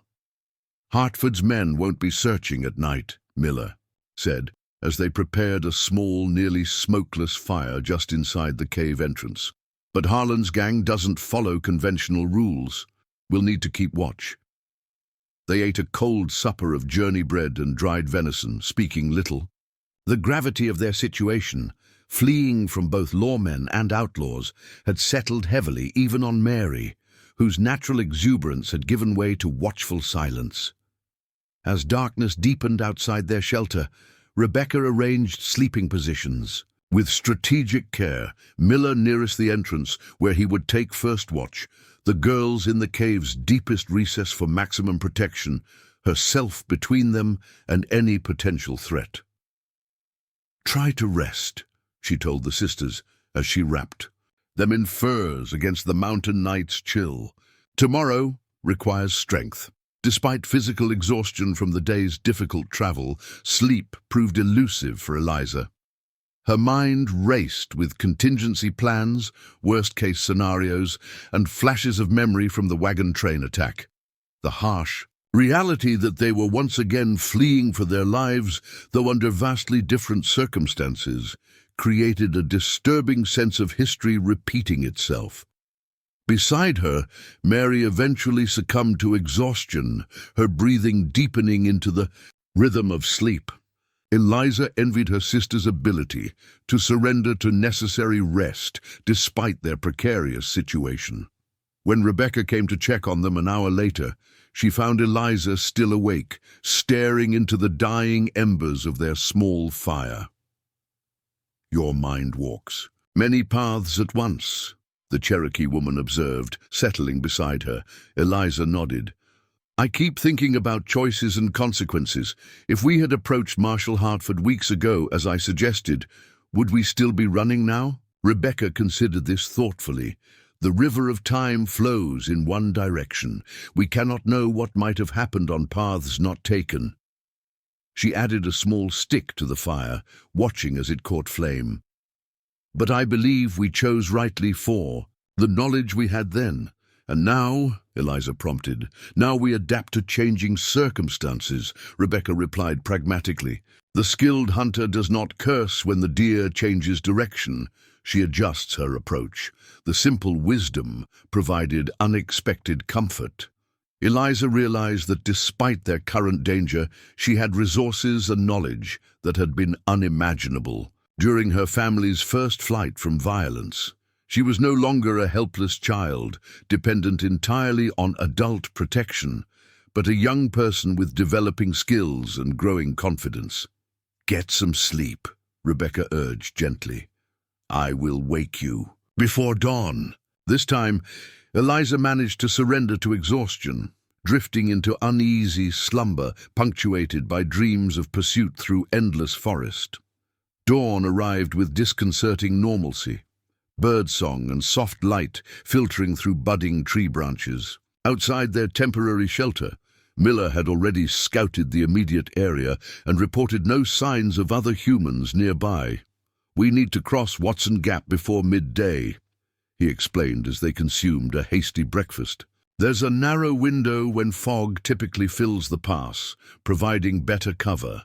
The day's journey proved more grueling than the previous afternoon. The terrain grew increasingly rugged as they ascended toward the gap, with loose shale-making. Footing treacherous on steeper sections, Mary stumbled several times, eventually requiring Miller to carry her pack, while Rebecca occasionally lifted the exhausted child across particularly difficult stretches. Despite these challenges, they maintained steady progress. Eliza found herself drawing on every wilderness lesson from the winter months: how to place her feet to minimize noise and maximize stability, how to regulate her breathing for sustained effort, how to remain alert to their surroundings, even through physical discomfort. By mid-morning, they approached Watson Gap, a narrow pass between two mountainsides where, as Miller had predicted, tendrils of mist clung to the slopes, creating intermittent fog that could provide crucial concealment. "We'll rest briefly before crossing," Rebecca decided, noting Mary's flagging energy and even Eliza's increasing fatigue. They found shelter in a small grove of pine trees, whose dense branches created a natural hideaway. As they shared water and Cherokee, Miller suddenly raised his hand for silence, his head tilted in the alert posture of someone who had detected something beyond normal forest sounds. Rebecca immediately motioned for the girls to move deeper into the pine grove's cover. Eliza pulled Mary close, both instinctively crouching lower among the fragrant branches. The sound that had alerted Miller soon became audible to everyone, multiple horses approaching along the main trail below their position, perhaps half A mile distant but moving steadily in their direction, Miller and Rebecca exchanged grim glances. "Too many for Harlan's usual group," Miller whispered. "Likely Hartford's search party." "Can we still cross the gap?" Eliza asked softly. Rebecca assessed their situation with rapid calculation. "Not by the main trail. Jacob, is there another way?" Miller's weathered face creased in concentration. "There's a game trail higher up, steeper, narrower, but it emerges north of the gap. Deer use it, not horses." "Then that becomes our path," Rebecca decided. They gathered their packs with silent efficiency, all previous fatigue forgotten in the urgent need for immediate movement. Miller led them upward, away from the approaching riders, following a barely discernible path that zigzagged up the increasingly steep mountainside. The climb demanded everything from the sisters. Eliza found herself using hands as well as feet to navigate sections where loose rock gave treacherous footing. Mary, despite her exhaustion, kept pace with remarkable determination, her small face set in concentration.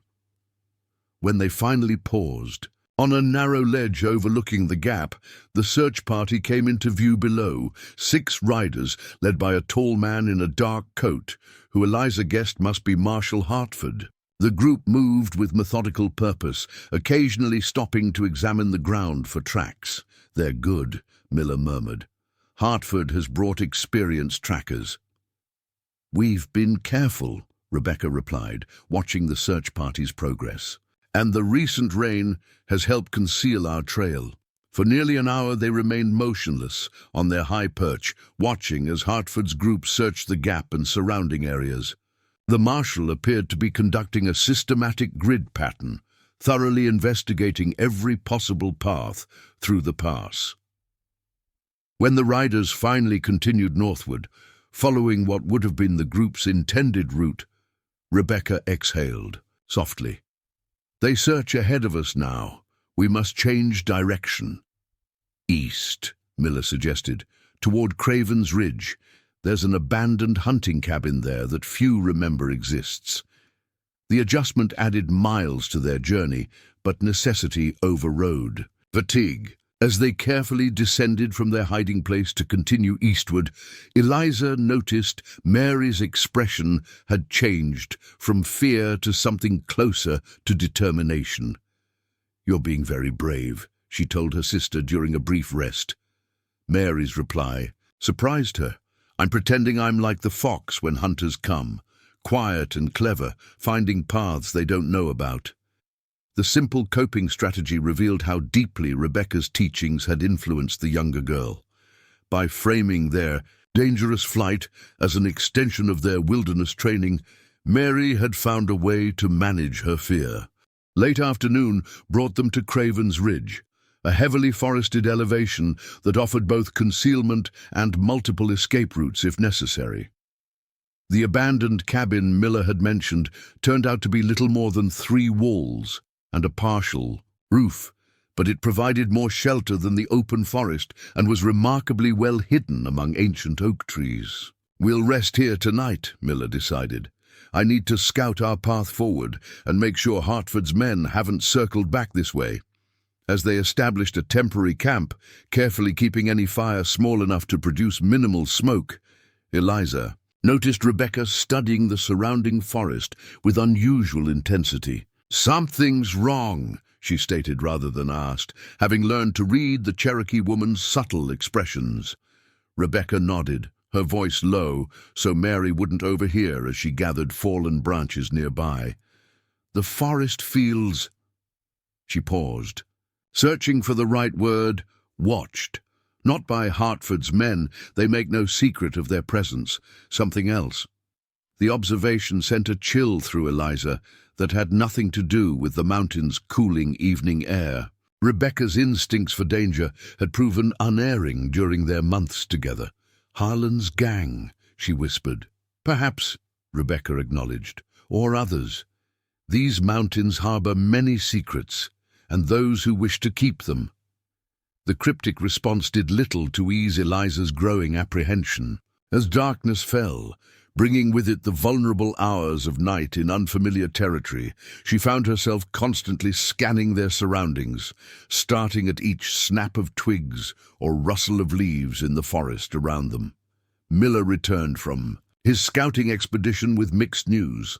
Hartford's search party had indeed continued northward, but he had discovered fresh horse tracks on a trail less than 2 miles east, too recent to be from the Marshals group and heading in their general direction. Could be local hunters, he allowed, though his tone suggested he believed otherwise. But we should move at first light, regardless. That night, as they took turns keeping watch, the forest around them seemed alive with potential threats. Some real, others perhaps magnified by tension and exhaustion. Every shadow might conceal an approaching enemy. Every night sound could signal discovery. During her watch shift, Eliza found herself touching the hawk amulet Rebecca had given her months ago at their first meeting, drawing strange comfort from its smooth surface against her fingers. Whatever dangers surrounded them, they faced them with knowledge and skills that would have been unimaginable during their desperate flight after the wagon train massacre.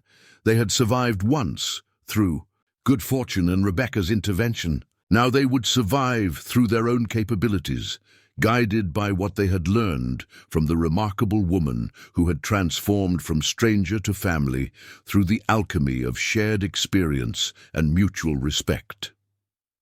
As dawn approached, bringing with it both new hope and renewed vulnerability, Eliza made a silent promise to herself, to Mary, and to Rebecca, that whatever path they ultimately followed through the dangers closing around them, it would honor everything they had become to each other in their months on the mountain. What she couldn't know was how severely that promise would be tested before another day had passed. Dawn broke with unsettling beauty over Craven's Ridge, soft golden light filtering through spring foliage, mist rising from the valley below in ethereal patterns. The tranquil scene stood in stark contrast to the tension gripping the small group as they prepared to continue their journey eastward. "We should reach Thornton Creek by midday," Miller explained as they shouldered their packs.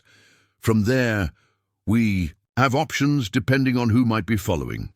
Rebecca had spent the pre-dawn hour teaching the girls to disguise their trail, walking on stones where possible, brushing away footprints with pine branches, and even traveling through shallow stream beds to break their scent trail from any tracking dogs Hartford might employ.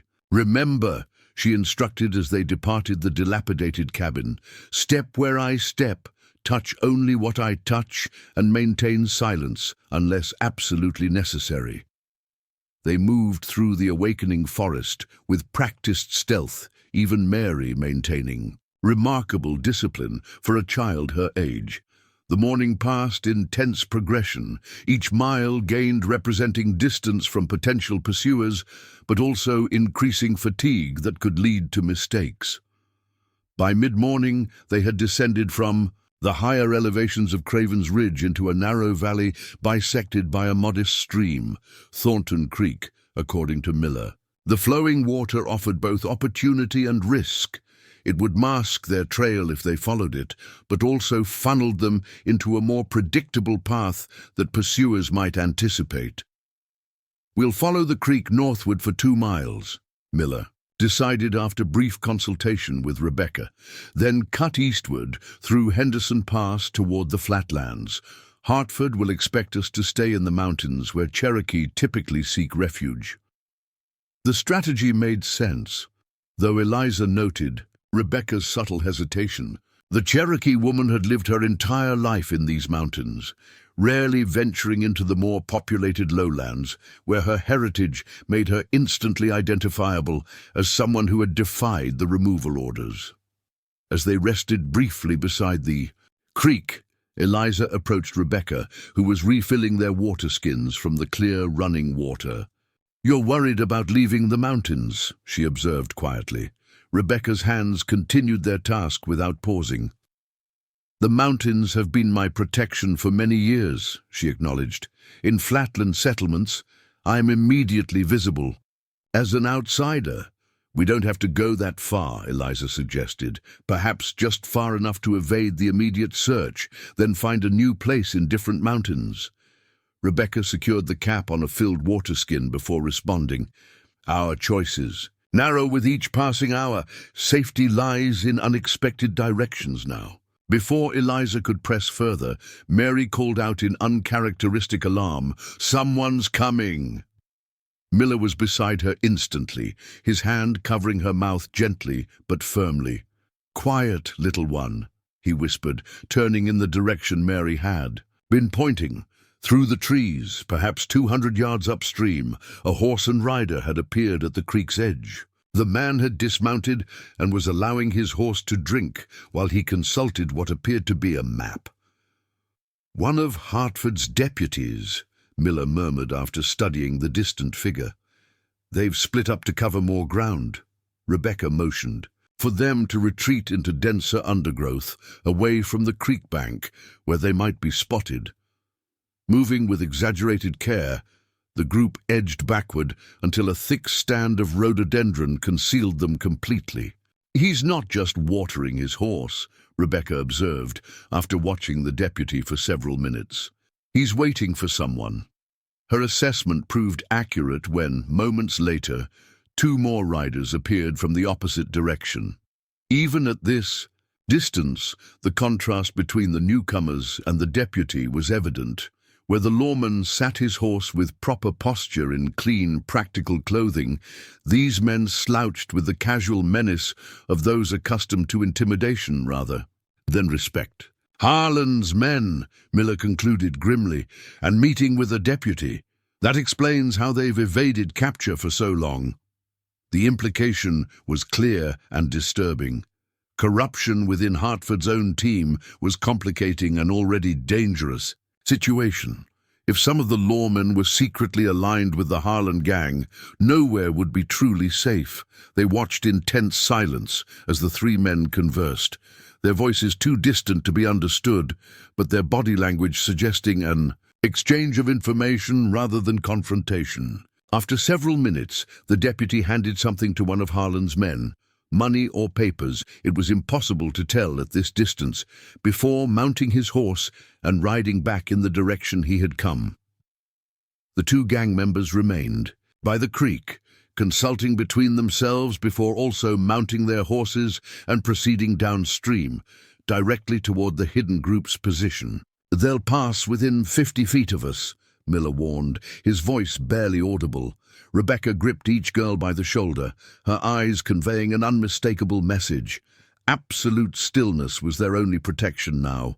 Eliza felt her heart hammering, so forcefully she feared it might be audible beyond her own ears. Beside her, Mary had gone rigid with tension, her small hands clenched into tight fists. The approaching riders moved at an unhurried walk, their horses' hooves making soft splashing sounds in the shallow edges of the creek. As they drew nearer, their conversation became audible in fragments. Said they're headed north with some mountain man guide. Silas wants the girls alive if possible. Got to be worth more than what Hartford's offering. Eliza felt a chill that had nothing to do with the cool shadows beneath the rhododendron canopy. The casual discussion of their capture as a matter of profit rather than justice perfectly encapsulated the amoral calculation that had resulted in their parents' murders. When the riders were directly parallel to their hiding place, one of the horses suddenly stopped, lifting its head and staring directly toward the rhododendron thicket. Its rider cursed, yanking the reins. "What's got into you, beast?" The second rider circled back. "Something spook him." Probably just a deer in the brush. Eliza held her breath as the first rider dismounted and took several steps toward their hiding place, hand resting on the revolver at his hip. He was close enough now that she could see the dirt ingrained in his knuckles, the tobacco stains on his unkempt beard, the cold calculation in eyes that scanned the undergrowth. Just as it seemed discovery was inevitable, a splash from further downstream caught the men's attention, a deer emerging from the forest to drink from the creek. The momentary distraction provided the opportunity Miller had been waiting for. With subtle hand signals, he directed Rebecca to take the girls deeper into the forest, while he created a diversion. Before Eliza fully understood his intention, Miller had slipped away from their hiding place, circling through the trees until he was well upstream from their position. There, he deliberately snapped a large branch, creating a sharp cracking sound that immediately drew both riders' attention. "Someone's up there!" the standing man shouted, rushing back to his horse. Both riders remounted quickly and spurred their horses upstream toward the noise, away from where Rebecca was now leading the girls in a swift but silent retreat through the dense forest. They moved rapidly for nearly 10 minutes, putting as much distance as possible between themselves and the creek, before Rebecca finally paused to get their bearings. Mary was breathing hard from the exertion, her face flushed with fear and effort. "Will Mr. Miller be all right?" she asked. Between gasps, Rebecca's expression revealed nothing of her own concern. "Jacob knows these mountains as well as I do. He will lead them away and find us later." Whether this confidence was genuine or merely intended to reassure the girls, Eliza couldn't determine. She had learned that Rebecca sometimes shaped truth to protect them from excessive worry, a kindness she recognized but increasingly questioned as she grew more capable. "Those men said Silas Harland wants us alive," she noted, the implications of this disturbing her deeply. Why would he care about two girls who barely saw anything during the attack? Rebecca considered this as she adjusted the straps of Mary's pack. Perhaps he fears even limited testimony, or perhaps there is something more valuable to him than simply eliminating witnesses. "Like what?" Mary asked, her breathing finally slowing to normal. "Ransom, possibly," Rebecca replied after a moment's hesitation. "Your father was a physician. Such men often have connections to wealthy families or institutions." The suggestion introduced a new and troubling dimension to their situation. If Harlan believed they might have financial value, his pursuit would be even more determined. "We need to keep moving," Rebecca decided, orienting herself by the position of the sun filtering through the canopy. "Without Jacob, we must adjust our route. The flatlands are too exposed now." "Where will we go?" Eliza asked, helping Mary readjust her pack. "There is a place 3 days' journey from here, a hidden valley where several Cherokee families still live, unknown to authorities. It has remained secret because it is difficult to find unless you know exactly where to look. Won't we lead danger to them if we're being followed?" Eliza questioned, her growing maturity evident in her consideration of wider consequences. Rebecca's approval showed in her brief nod. "You think beyond yourself, a healer's perspective.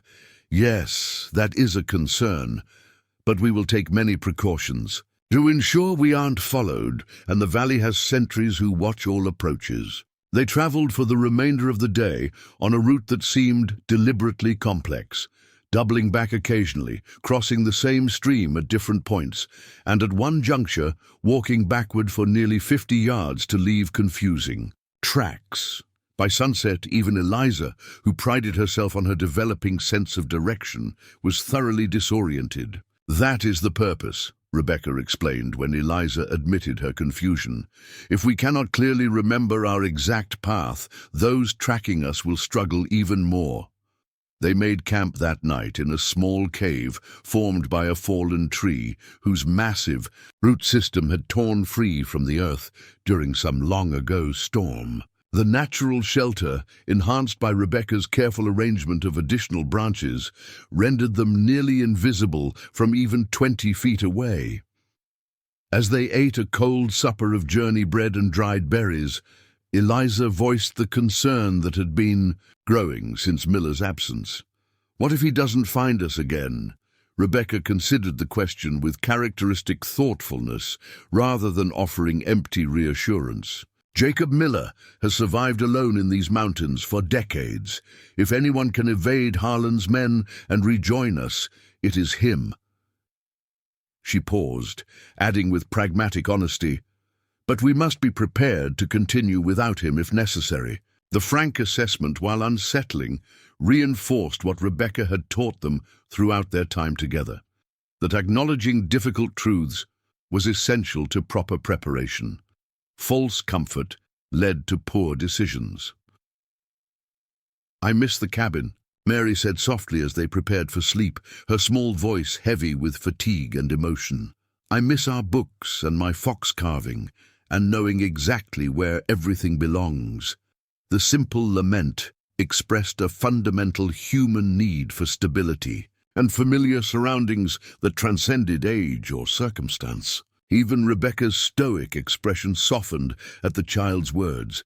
"When safety is found again," she promised, "we will create a new order from chaos. This is the pattern of life: stability, disruption, rebuilding." Despite this philosophical perspective, Eliza noticed Rebecca's hands moved with unusual tenderness as she tucked the sleeping furs around Mary, whose exhaustion had finally overcome anxiety. With the younger girl asleep, Rebecca and Eliza took the opportunity to speak more frankly about their situation. "Those men meeting by the creek," Eliza began, keeping her voice low. "If Hartford has corrupt deputies, how can we ever trust approaching him, even if we wanted to?" Rebecca nodded, acknowledging the complexity. "Corruption rarely claims everyone. The marshal himself may still seek true justice." She stared into the small, nearly smokeless fire they had risked building within their sheltered position. "But your observation is valid. We must be even more careful about whom we trust." "What? About the Cherokee families in the Hidden Valley? Will they accept us? Mary and I are white children after all." The question reflected Eliza's growing awareness of the historical context surrounding their unusual situation, that the very people who had shown them the greatest kindness had suffered terribly at the hands of white authorities and settlers. "They will accept you because I bring you," Rebecca stated with quiet certainty. "And because children are viewed as treasures, regardless of their origin. But," she added with characteristic honesty, "some will be wary at first. This is natural and deserved." The frank assessment helped Eliza frame her expectations realistically. "What can we do to show proper respect?" Rebecca's expression warmed slightly at the mature question. "Listen more than you speak. Observe before acting. Offer to help without being asked. The same wisdom that serves in any community serves doubly when you are the outsider." The practical guidance reflected Rebecca's own experience living between cultures, knowledge gained through difficult experience that she now passed to Eliza, who found herself increasingly in a similar position. Dawn arrived with disconcerting swiftness, the brief night providing insufficient rest for the challenges ahead. They departed their temporary shelter as early light filtered through the forest canopy, Rebecca setting a pace that balanced necessary speed with sustainable endurance. By mid-morning, they had entered terrain unlike any Eliza had previously encountered in their mountain travels, massive rock formations erupting from the forest floor like the spines of some enormous buried creature. These natural stone walls sometimes created corridors they had to navigate, other times forced, lengthy detours. "These formations help protect the valley," Rebecca explained as they paused for a brief rest. "They confuse those who don't know the true path, leading them in circles until they give up in frustration." "Like a maze," Mary observed, her natural curiosity temporarily overcoming fatigue as she studied the unusual landscape. "Exactly so," Rebecca confirmed. "Created by Earth's own hand rather than human design, which makes it more effective." They had just resumed their journey when Rebecca suddenly froze, raising her hand in the signal for immediate silence and stillness. Eliza instantly complied, pulling Mary close beside her behind a large boulder. For several long moments, nothing seemed amiss, just the usual forest sounds of birds and small creatures going about their business. Then Eliza heard what had alerted Rebecca, the subtle but distinctive sound of a horse's bridle jingling. Somewhere ahead of them, Rebecca motioned for them to retreat the way they had come, but before they could move more than a few steps, a voice called out from behind them, "That's far enough, Mrs. Nighthawk." They turned to find a tall man in a worn but well-maintained dark coat standing 30 feet away, a badge visible on his vest and a revolver held casually at his side. Though he had addressed Rebecca, his gaze moved immediately to the Caldwell. "Sisters, Eliza and Mary Caldwell, I presume," he said, his voice surprisingly gentle despite the weapon in his hand. "I'm Federal Marshal Thomas Hartford. I've been looking for you girls for quite some time." Rebecca moved subtly, positioning herself between the marshal and the sisters. "These children are under my protection," she stated firmly. Hartford nodded, his expression conveying understanding rather than hostility. "I can see that. And they appear to have been well cared for, which I appreciate." He holstered his weapon, in what seemed a deliberate gesture of goodwill. "But I think it's time we discuss the situation properly, don't you?" The unexpected reasonableness of his approach created a moment of uncertainty. This was not the threatening confrontation they had feared, yet Hartford's sudden appearance alone, having seemingly tracked them through terrain specifically chosen to discourage pursuit, was deeply concerning.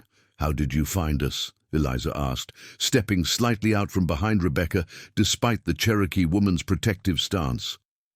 Hartford's weathered face showed a flicker of respect at the direct question.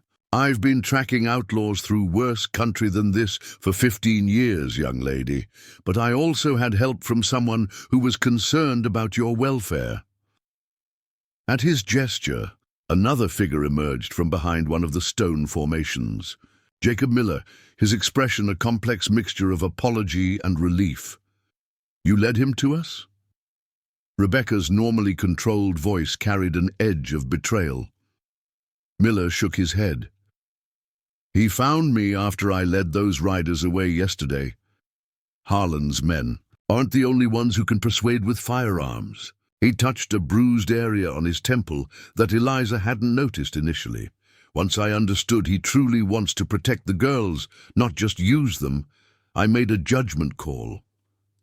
Hartford stepped forward slowly, hands visible to demonstrate his non-threatening intentions. "Mrs. Nighthawk, I understand your caution.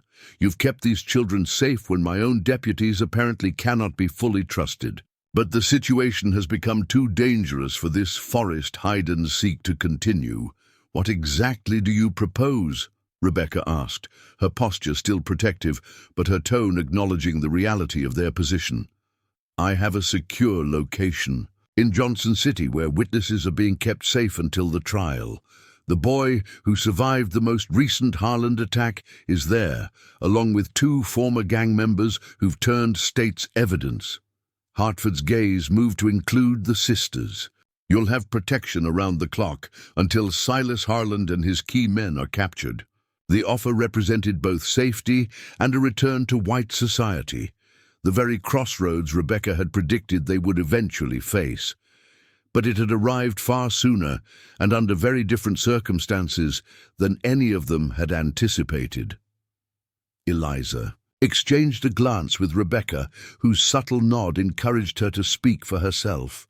With growing confidence, she addressed the marshal directly. "What about Rebecca? She saved our lives and taught us everything we needed to survive." "We won't go anywhere without her." Hartford's expression suggested this complication didn't surprise him. "That's more complicated. Mrs. Nighthawk is technically in violation of the Indian Removal Act by remaining in these territories." "Then your law is unjust," Mary interjected with unexpected fierceness, moving to stand beside her sister. The marshal's eyebrows rose slightly at the child's boldness, but his response held no condescension. "Many laws have elements of injustice, young lady. The question is how we navigate them while maintaining our own moral compass." He turned back to Rebecca. I cannot officially sanction your presence here, but I can choose not to report it once this Harland business is concluded.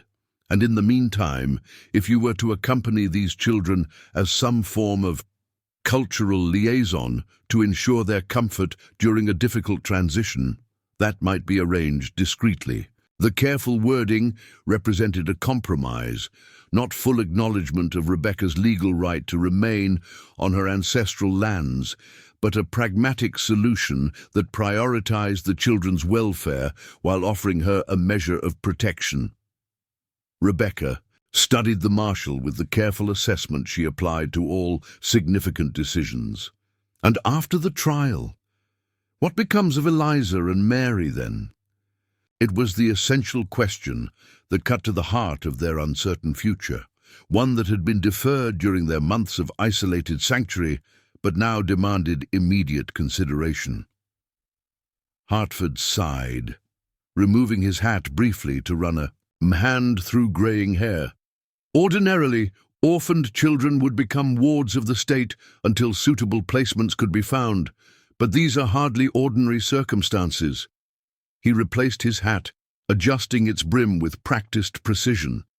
I believe arrangements could be made that take into account the unconventional family bond that has clearly formed here.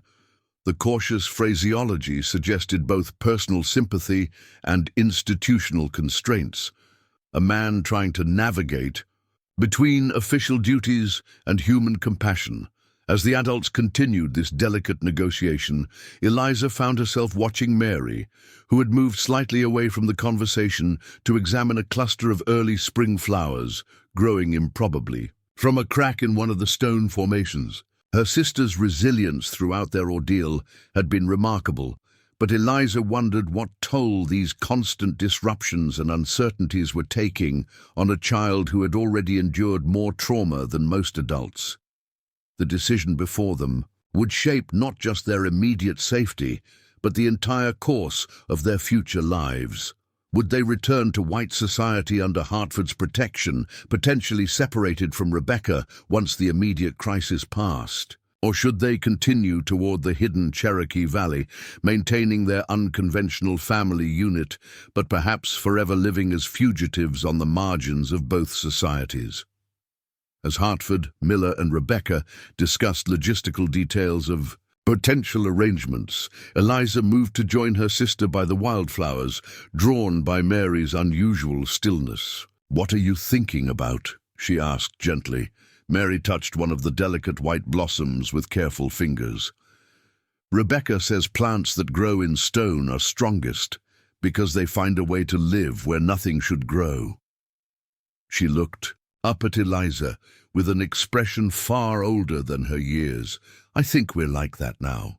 The simple observation carried profound wisdom that momentarily left Eliza speechless. From the most difficult circumstances imaginable, something unexpected and resilient had indeed emerged.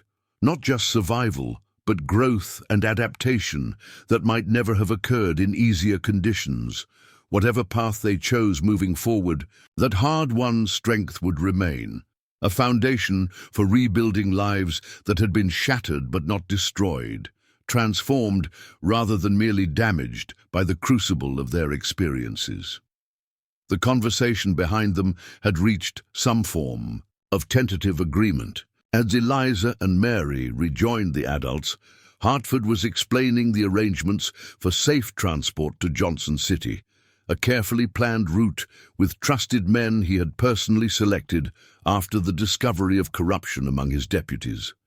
However, before any final decision could be implemented, the snap of a twig somewhere among the nearby stone formations alerted everyone to a new presence in their vicinity. Hartford's hand moved instantly to his weapon as Rebecca pulled the girls behind her with protective urgency. "We're not alone," Miller murmured, his experienced eyes scanning their surroundings with sudden intensity. The peaceful negotiation that had seemed to offer resolution now teetered on the edge of a much more dangerous confrontation, one that would test everything the sisters had learned and reveal whether their newfound strength would be sufficient for the challenges still to come. The tension in the stone corridor was palpable as everyone froze at the sound of approaching footsteps. Hartford drew his revolver in one fluid motion, positioning himself at the forefront of their small group while Miller moved to guard their rear. "Get down," Rebecca whispered urgently to the sisters, guiding them behind the largest nearby boulder. Eliza pulled Mary close, her hand instinctively moving to the small knife concealed in her belt, not with any real expectation that she could defend them against armed men, but because the training Rebecca had provided had become second nature in moments of danger. The footsteps grew clearer, accompanied now by voices, multiple people approaching from the direction Rebecca had been leading them. Hartford raised his weapon, calling out with authoritative calm, "Federal Marshal, identify yourselves." The footsteps paused briefly before a man's voice responded in Cherokee. Though Eliza couldn't understand the words, she recognized the language from her lessons with Rebecca. Rebecca's posture changed instantly, relaxation replacing tension as she stepped forward, replying in the same language. After a brief exchange, she turned to Hartford. "Lower your weapon, Marshal. These are friends from the valley, sentries who monitor approaches to their sanctuary." Hartford hesitated only momentarily before holstering his revolver with evident relief. "Your hidden valley has effective security. Necessity teaches vigilance," Rebecca replied, as three Cherokee men emerged from behind the stone formations. Ahead, they were dressed in a mixture of traditional and Western clothing, buckskin leggings paired with cotton shirts, moccasins alongside wide-brimmed hats. Each carried a rifle with comfortable familiarity, though they now held them casually rather than at the ready. The eldest of the three, a man perhaps in his 60s with silver-streaked hair tied back in a traditional style, addressed Rebecca directly. Though he spoke in Cherokee, his glances toward Hartford and the girls made clear the topic of conversation. After several minutes of discussion, Rebecca turned to explain. "Daniel Blackfeather says 3 riders matching the description of Harlan's. Men were seen near the western approach to the valley early this morning. They appeared to be scouting rather than merely passing through." Hartford's expression darkened. "They're searching systematically now, not just following rumors. Someone has told them our approximate location." "The corrupted deputy," Miller suggested grimly. The marshal nodded. "We need to move quickly. If Harlan's men are nearby, this area will soon become very dangerous." Daniel Blackfeather spoke again, this time directing his comments to Hartford. Despite the language barrier, Rebecca translated, "He says you and your charges are welcome to take shelter in their village temporarily, but they cannot harbor armed outsiders for long without risking discovery of their sanctuary." Hartford weighed this offer against his original plan to escort the girls to Johnson City. "How far to this village?" "Less than 2 hours walking," Rebecca replied, "through paths only those who belong to the valley can navigate successfully." The marshal made his decision quickly. "We accept their hospitality with gratitude.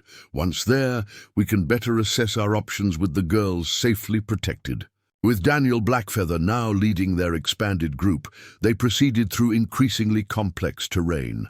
Narrow passages between towering rock formations, unexpected turns that seemed to double back on themselves, and occasional scrambles over boulder fields that would deter casual exploration. Without guides who knew this labyrinthine landscape intimately, Eliza realized they would have wandered aimlessly despite Rebecca's woodland skills.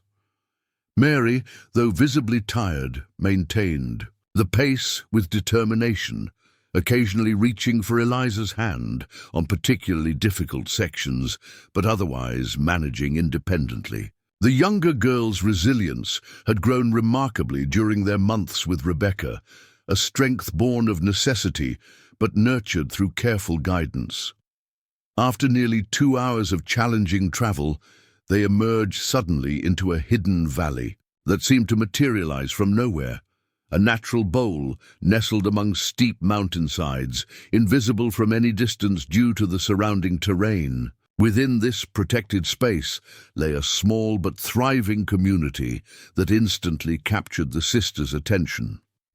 A dozen modest cabins arranged in a circular pattern surrounded a central clearing where a communal fire pit served as the village's heart.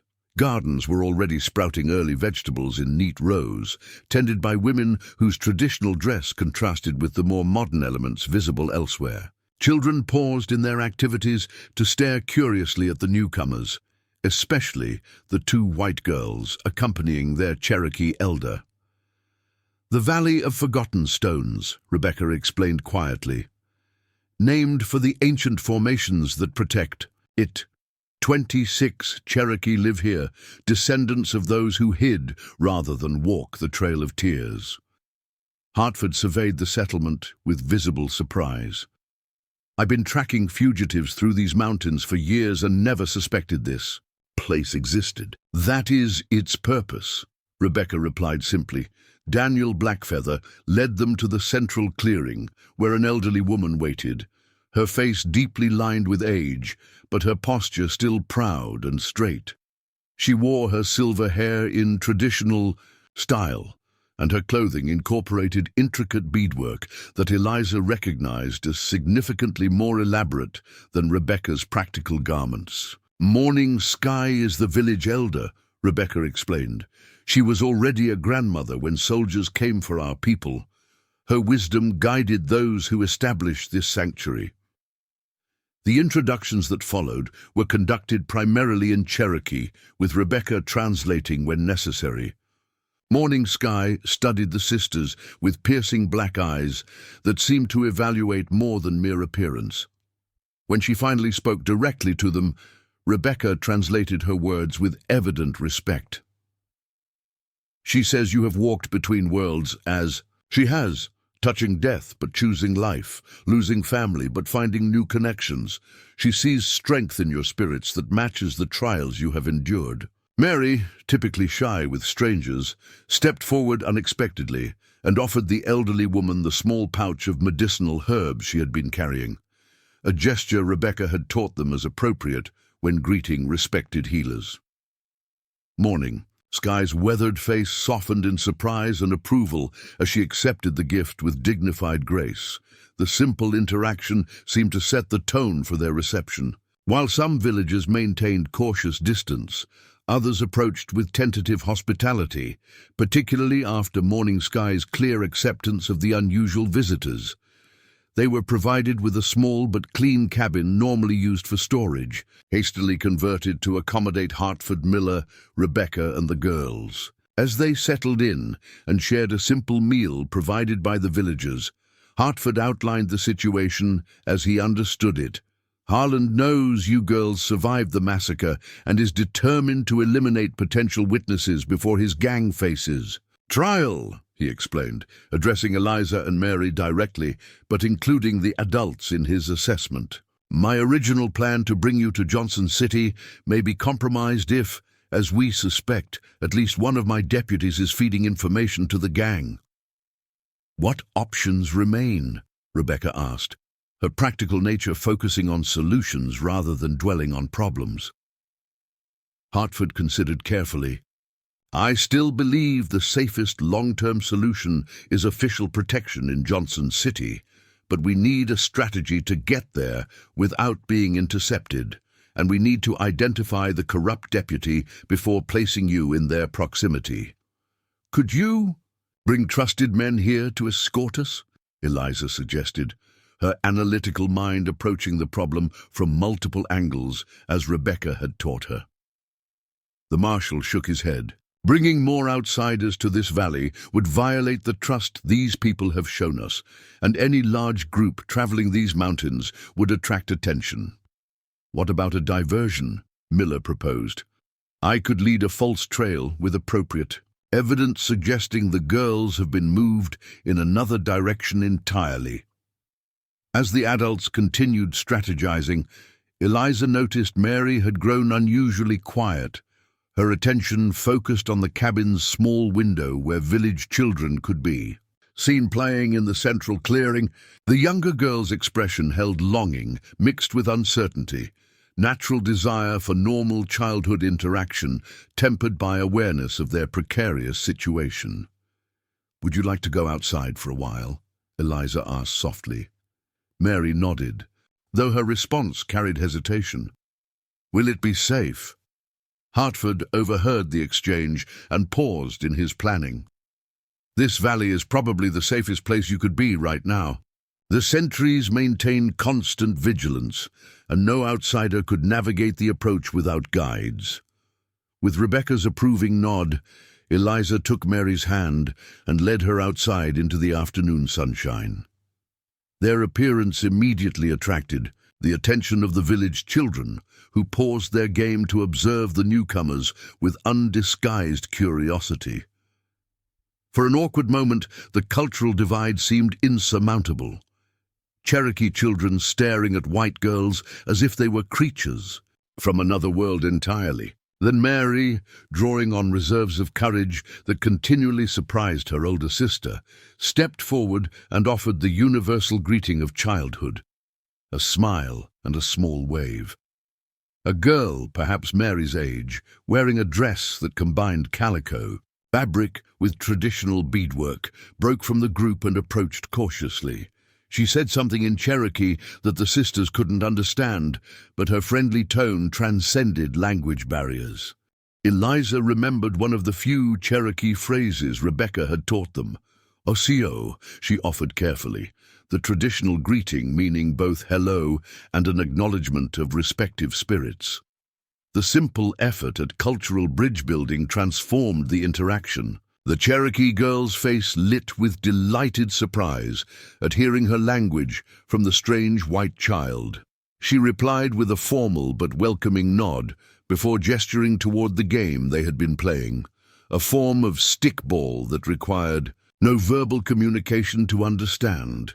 Within minutes, Mary had been incorporated into their play while Eliza watched from a comfortable spot near the central fire pit. The scene stirred complex emotions: joy at seeing her sister engaged in normal childhood activity after months of necessary vigilance, and wonder at how quickly children could transcend boundaries that adults maintained with such rigid determination. "They teach us more than we teach them if we pay attention," observed a voice beside her. Eliza turned to find Morning Sky had joined her, Rebecca beside her serving as translator. The elderly woman's eyes held wisdom, earned through decades of protecting her small community from a world that had officially declared them non-existent. Through Rebecca's translation, Morning Sky continued, "Your sister finds connection easily. A valuable gift in a world determined to emphasize differences. She's always been that way," Eliza acknowledged. "Even before—" She trailed off, the wagon train massacre still difficult to reference directly.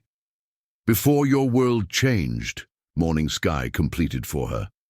"Just as ours changed when soldiers came to force us from our ancestral lands, yet here we remain, holding to what matters most, our traditions, our connections, our healing knowledge." The parallel between their experiences, disruption, loss, adaptation, and resilience, created unexpected common ground between the elderly Cherokee woman and the young white girl.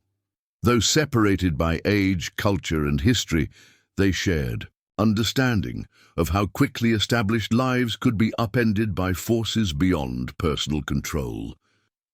As evening approached, the entire community gathered for a shared meal around the central fire. The sisters found themselves welcomed with cautious hospitality, not as fully accepted members, but as guests under protection, which seemed entirely appropriate given their temporary status. During this gathering, Hartford and Daniel Blackfeather announced the plan they had developed in consultation with Rebecca and Miller. The marshal would depart alone the following morning, taking a circuitous route back to Johnson City to avoid potential Harland scouts. There, he would identify which deputy had been compromised and arrange for truly trustworthy men to escort the sisters safely to town. "I expect to return within 5 days," Hartford explained. "During that time, you'll remain here under the protection of the valley. "What about Rebecca?" Eliza asked the question that had been concerning her since their first encounter with the marshal. "She comes with us to Johnson City, right?" Hartford exchanged glances with Rebecca before responding. "Mrs. Nighthawk and I have discussed this at length. The legal complications of her situation make official arrangements challenging." Rebecca placed a reassuring hand on Eliza's shoulder. "What the marshal means is that my presence in white settlements raises questions he cannot easily answer, without endangering himself or me." The implication was clear and troubling. Returning to white society might necessarily mean separation from the woman who had become their surrogate mother, teacher, and protector. The prospect created an ache in Eliza's chest that felt like grief renewed. Sensing her distress, Rebecca continued, "But there are possibilities we have discussed. Not all paths are closed to us." Before she could elaborate, one of the sentries burst into the clearing, speaking rapidly in Cherokee. The casual atmosphere transformed instantly as Daniel Blackfeather responded with urgent commands that sent the community into immediate action. Rebecca translated for the sisters and Hartford. "Riders approaching from the south. 6 men, heavily armed. They've discovered one of the outer passages to the valley." Hartford's hand moved instinctively to his weapon. "Harlan's gang. They must have tortured information from someone who knew of this place." The community's response was swift and practiced. Clearly they had prepared for such emergencies. Children were quickly gathered and led toward what appeared to be a cave entrance on the valley's northern edge. Women collected essential items while men retrieved weapons hidden throughout the settlement. "Get the girls to the sanctuary cave," Daniel instructed Rebecca in English, ensuring Hartford understood as well. "It connects to passages that lead out of the valley to the north if evacuation becomes necessary." As Rebecca hurried them toward the cave entrance, Eliza looked back to see Hartford and Miller positioning themselves with the Cherokee men at strategic points around the village. Improvised defenses against the approaching threat. The sight of these men from such different backgrounds united in common purpose struck her as both beautiful and tragic. Cooperation born of imminent danger rather than mutual understanding. Inside the cave, a remarkable sight awaited them. What had appeared from outside to be a simple shelter was in fact an extensive natural cavern transformed into a community refuge. Storage containers lined the walls, filled with preserved food, water, blankets, and other essentials. Torches illuminated a space large enough to accommodate the entire village population if necessary. Morning Sky directed the organization within, her authority absolute despite her advanced age. Children were settled in a protected alcove, while women established a temporary cooking area and men prepared defensive positions near the cave entrance. "They have endured such threats before," Rebecca explained quietly as they joined the other children in the designated area. "The valley has remained hidden, not by luck, but through preparation and sacrifice." Mary pressed closer to Eliza. Fear, evident in her expression, but controlled through the discipline she had developed during their months of training. "Will they find us here?" Before Eliza could respond with reassurance, she didn't entirely feel the distant sound of gunfire echoed from outside. The confrontation had begun. What followed were perhaps the longest hours of their already difficult young lives. The sporadic sounds of conflict continued outside, while within the cave, Morning Sky led the children in quiet songs that served both to calm their fears and mask any sounds from reaching the entrance. Rebecca remained near the sisters, her steady presence providing essential stability as uncertainty stretched endlessly. As darkness fell outside, Hartford appeared at the cave entrance, his clothing dust-covered and a superficial wound visible. On his forearm, he conferred briefly with Daniel and Morning Sky before approaching Rebecca and the girls. "Harlan himself is leading them," he reported grimly. They've pulled back temporarily, but haven't left the area. They know you're here, he added, looking directly at the sisters. How?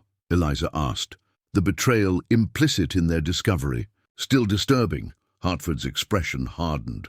My deputy must have provided more specific information than we realized. They came directly to the southern approach, not searching randomly. What happens now? Rebecca asked, her practical nature focusing on next steps rather than recriminations. We've established a defensive perimeter, but we're outnumbered, Hartford admitted. And I won't risk this community being destroyed to protect my witnesses, no matter how important the case against Harland. Then we should leave, Eliza stated decisively, her young voice carrying surprising authority. If they're looking for us, we shouldn't endanger these people who've shown us kindness. Mary nodded agreement, though fear tightened her features. Father always said a good doctor puts patients before himself. These people are like our patients now. We need to help them by going away. The simple declaration, invoking their father's ethical code in terms a child could understand, created a moment of silent recognition among the adults. These girls, despite their youth, had developed moral clarity that transcended self-preservation. There is another way, Morning Sky interjected through Rebecca's translation. A path few know, one that leads through mountain passages too narrow for horses. If you departed before dawn, you could reach Blackwater Ridge by midday tomorrow. From there, different trails offer choices. Hartford considered this option carefully. Risky, but potentially our best strategy. Harland would expect us to head toward Johnson City. A more eastern route might confuse him long enough for us to circle back safely. Through detailed discussion that extended into the night, a plan emerged. Rebecca would guide the sisters through the secret northern passage before dawn, accompanied by one of the younger Cherokee men named Joseph, who knew the route to Blackwater Ridge. Hartford and Miller would create a diversion at first light, drawing Harland's attention south, while the small group escaped northward. And after Blackwater Ridge? Eliza asked, understanding this plan addressed immediate danger but not their ultimate destination. Hartford knelt to address both sisters directly. I still believe justice requires your testimony against Harland, but how we get you safely to, and that point may require unconventional approaches. He glanced at Rebecca meaningfully. Sometimes the letter of the law must bend to serve its spirit. The implicit promise that he would find a way to maintain their connection with Rebecca despite legal complications provided essential reassurance. They would face danger together, not fragmented by arbitrary regulations that failed to recognize the bonds they had formed. The remainder of the night passed in careful preparation. Rebecca and the girls gathered only essential supplies, focusing on medicines, minimal food, and tools for survival rather than comfort. Hartford provided Eliza with a small map showing possible routes from Blackwater Ridge, marking locations where he might reconnect with them once he had addressed the corruption within his own team. As the first hint of pre-dawn light filtered into the cave, Morning Sky approached the sisters for a final conversation. With Rebecca translating, the elderly healer presented each girl with a small medicine pouch on a leather cord. These contain sacred herbs and stones from our valley, Rebecca explained. She says they carry the protection of ancestors who watch over those who walk between worlds as you do.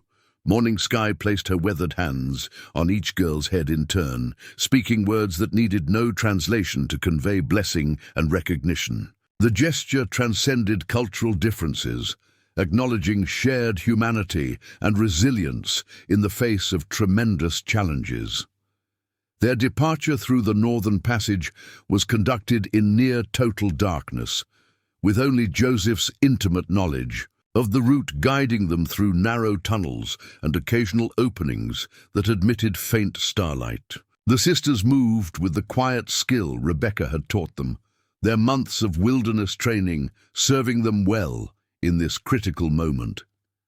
As they finally emerged onto a forested slope well beyond the valley's immediate boundaries, the first golden light of dawn illuminated the landscape before them. In the far distance, they heard the planned diversion, Hartford and Miller creating enough commotion to draw Harlan's attention southward, while their small group slipped away to the north. "We have perhaps a day's advantage," Rebecca assessed, as they paused briefly to orient themselves. "We must use it wisely." Joseph pointed toward a distant ridgeline barely visible through the trees. "Blackwater Ridge lies there. The path grows easier once we cross the stone fields ahead." As they prepared to continue this next phase of their journey, Eliza found herself reflecting on the extraordinary transformation their lives had undergone. From privileged doctors' daughters to orphaned survivors, from helpless refugees to capable woodland travelers, from isolated victims to members of an unconventional family that transcended cultural boundaries. Each transition had forged them into something neither purely of their original world nor fully of Rebecca's, but something new and surprisingly strong. Mary seemed to sense her sister's contemplative mood. "What are you thinking about, Liza?" Eliza gestured toward the path ahead, which wound through challenging terrain before reaching their destination. "About how different we are from the girls who hid behind that waterfall last autumn." Rebecca, overhearing the exchange, added her perspective. "In Cherokee healing, we understand that wounds properly tended don't merely heal, they create new strength where weakness once existed. The scar becomes tougher than the original skin." The simple wisdom perfectly captured their journey, not just physical survival, but deeper transformation that had prepared them for whatever challenges still lay ahead. Whether their path ultimately led back toward white society with Hartford's protection or continued in the liminal space Rebecca had taught them to navigate, they would face it with knowledge, skills, and connections that spanned worlds usually kept rigidly separate. As they resumed their journey toward Blackwater Ridge, the morning sun warming their faces and illuminating the vibrant spring growth around them, Eliza felt something she hadn't experienced since before the wagon train. Massacre. Not happiness exactly, for too much had been lost for simple joy, but a profound sense of possibility. The future remained uncertain, with Harlan still pursuing them and society's boundaries still restricting their unconventional family. But they moved toward it not as helpless victims, but as active participants in shaping whatever came next. Ancient healing knowledge Rebecca had shared with them extended beyond physical remedies to encompass deeper wisdom. That broken lives, like broken bones, could mend stronger at the fracture points if properly tended. That bridges between divided worlds could be built by those willing to step beyond comfortable boundaries. And that family might be defined not by blood alone, but by the sacred connections forged when strangers become protectors, teachers become parents, and survivors become healers in their own right. These lessons, more precious than any material inheritance, would guide them through whatever trials still awaited. Two sisters and their Cherokee guardian walking between worlds toward a future they would create together, step by deliberate step. Up next, you got two more standout stories right on your screen. If this one hits the mark, you won't want to pass these up. Just click and check them out. And don't forget to subscribe and turn on the notification bell so you don't miss any upload from us.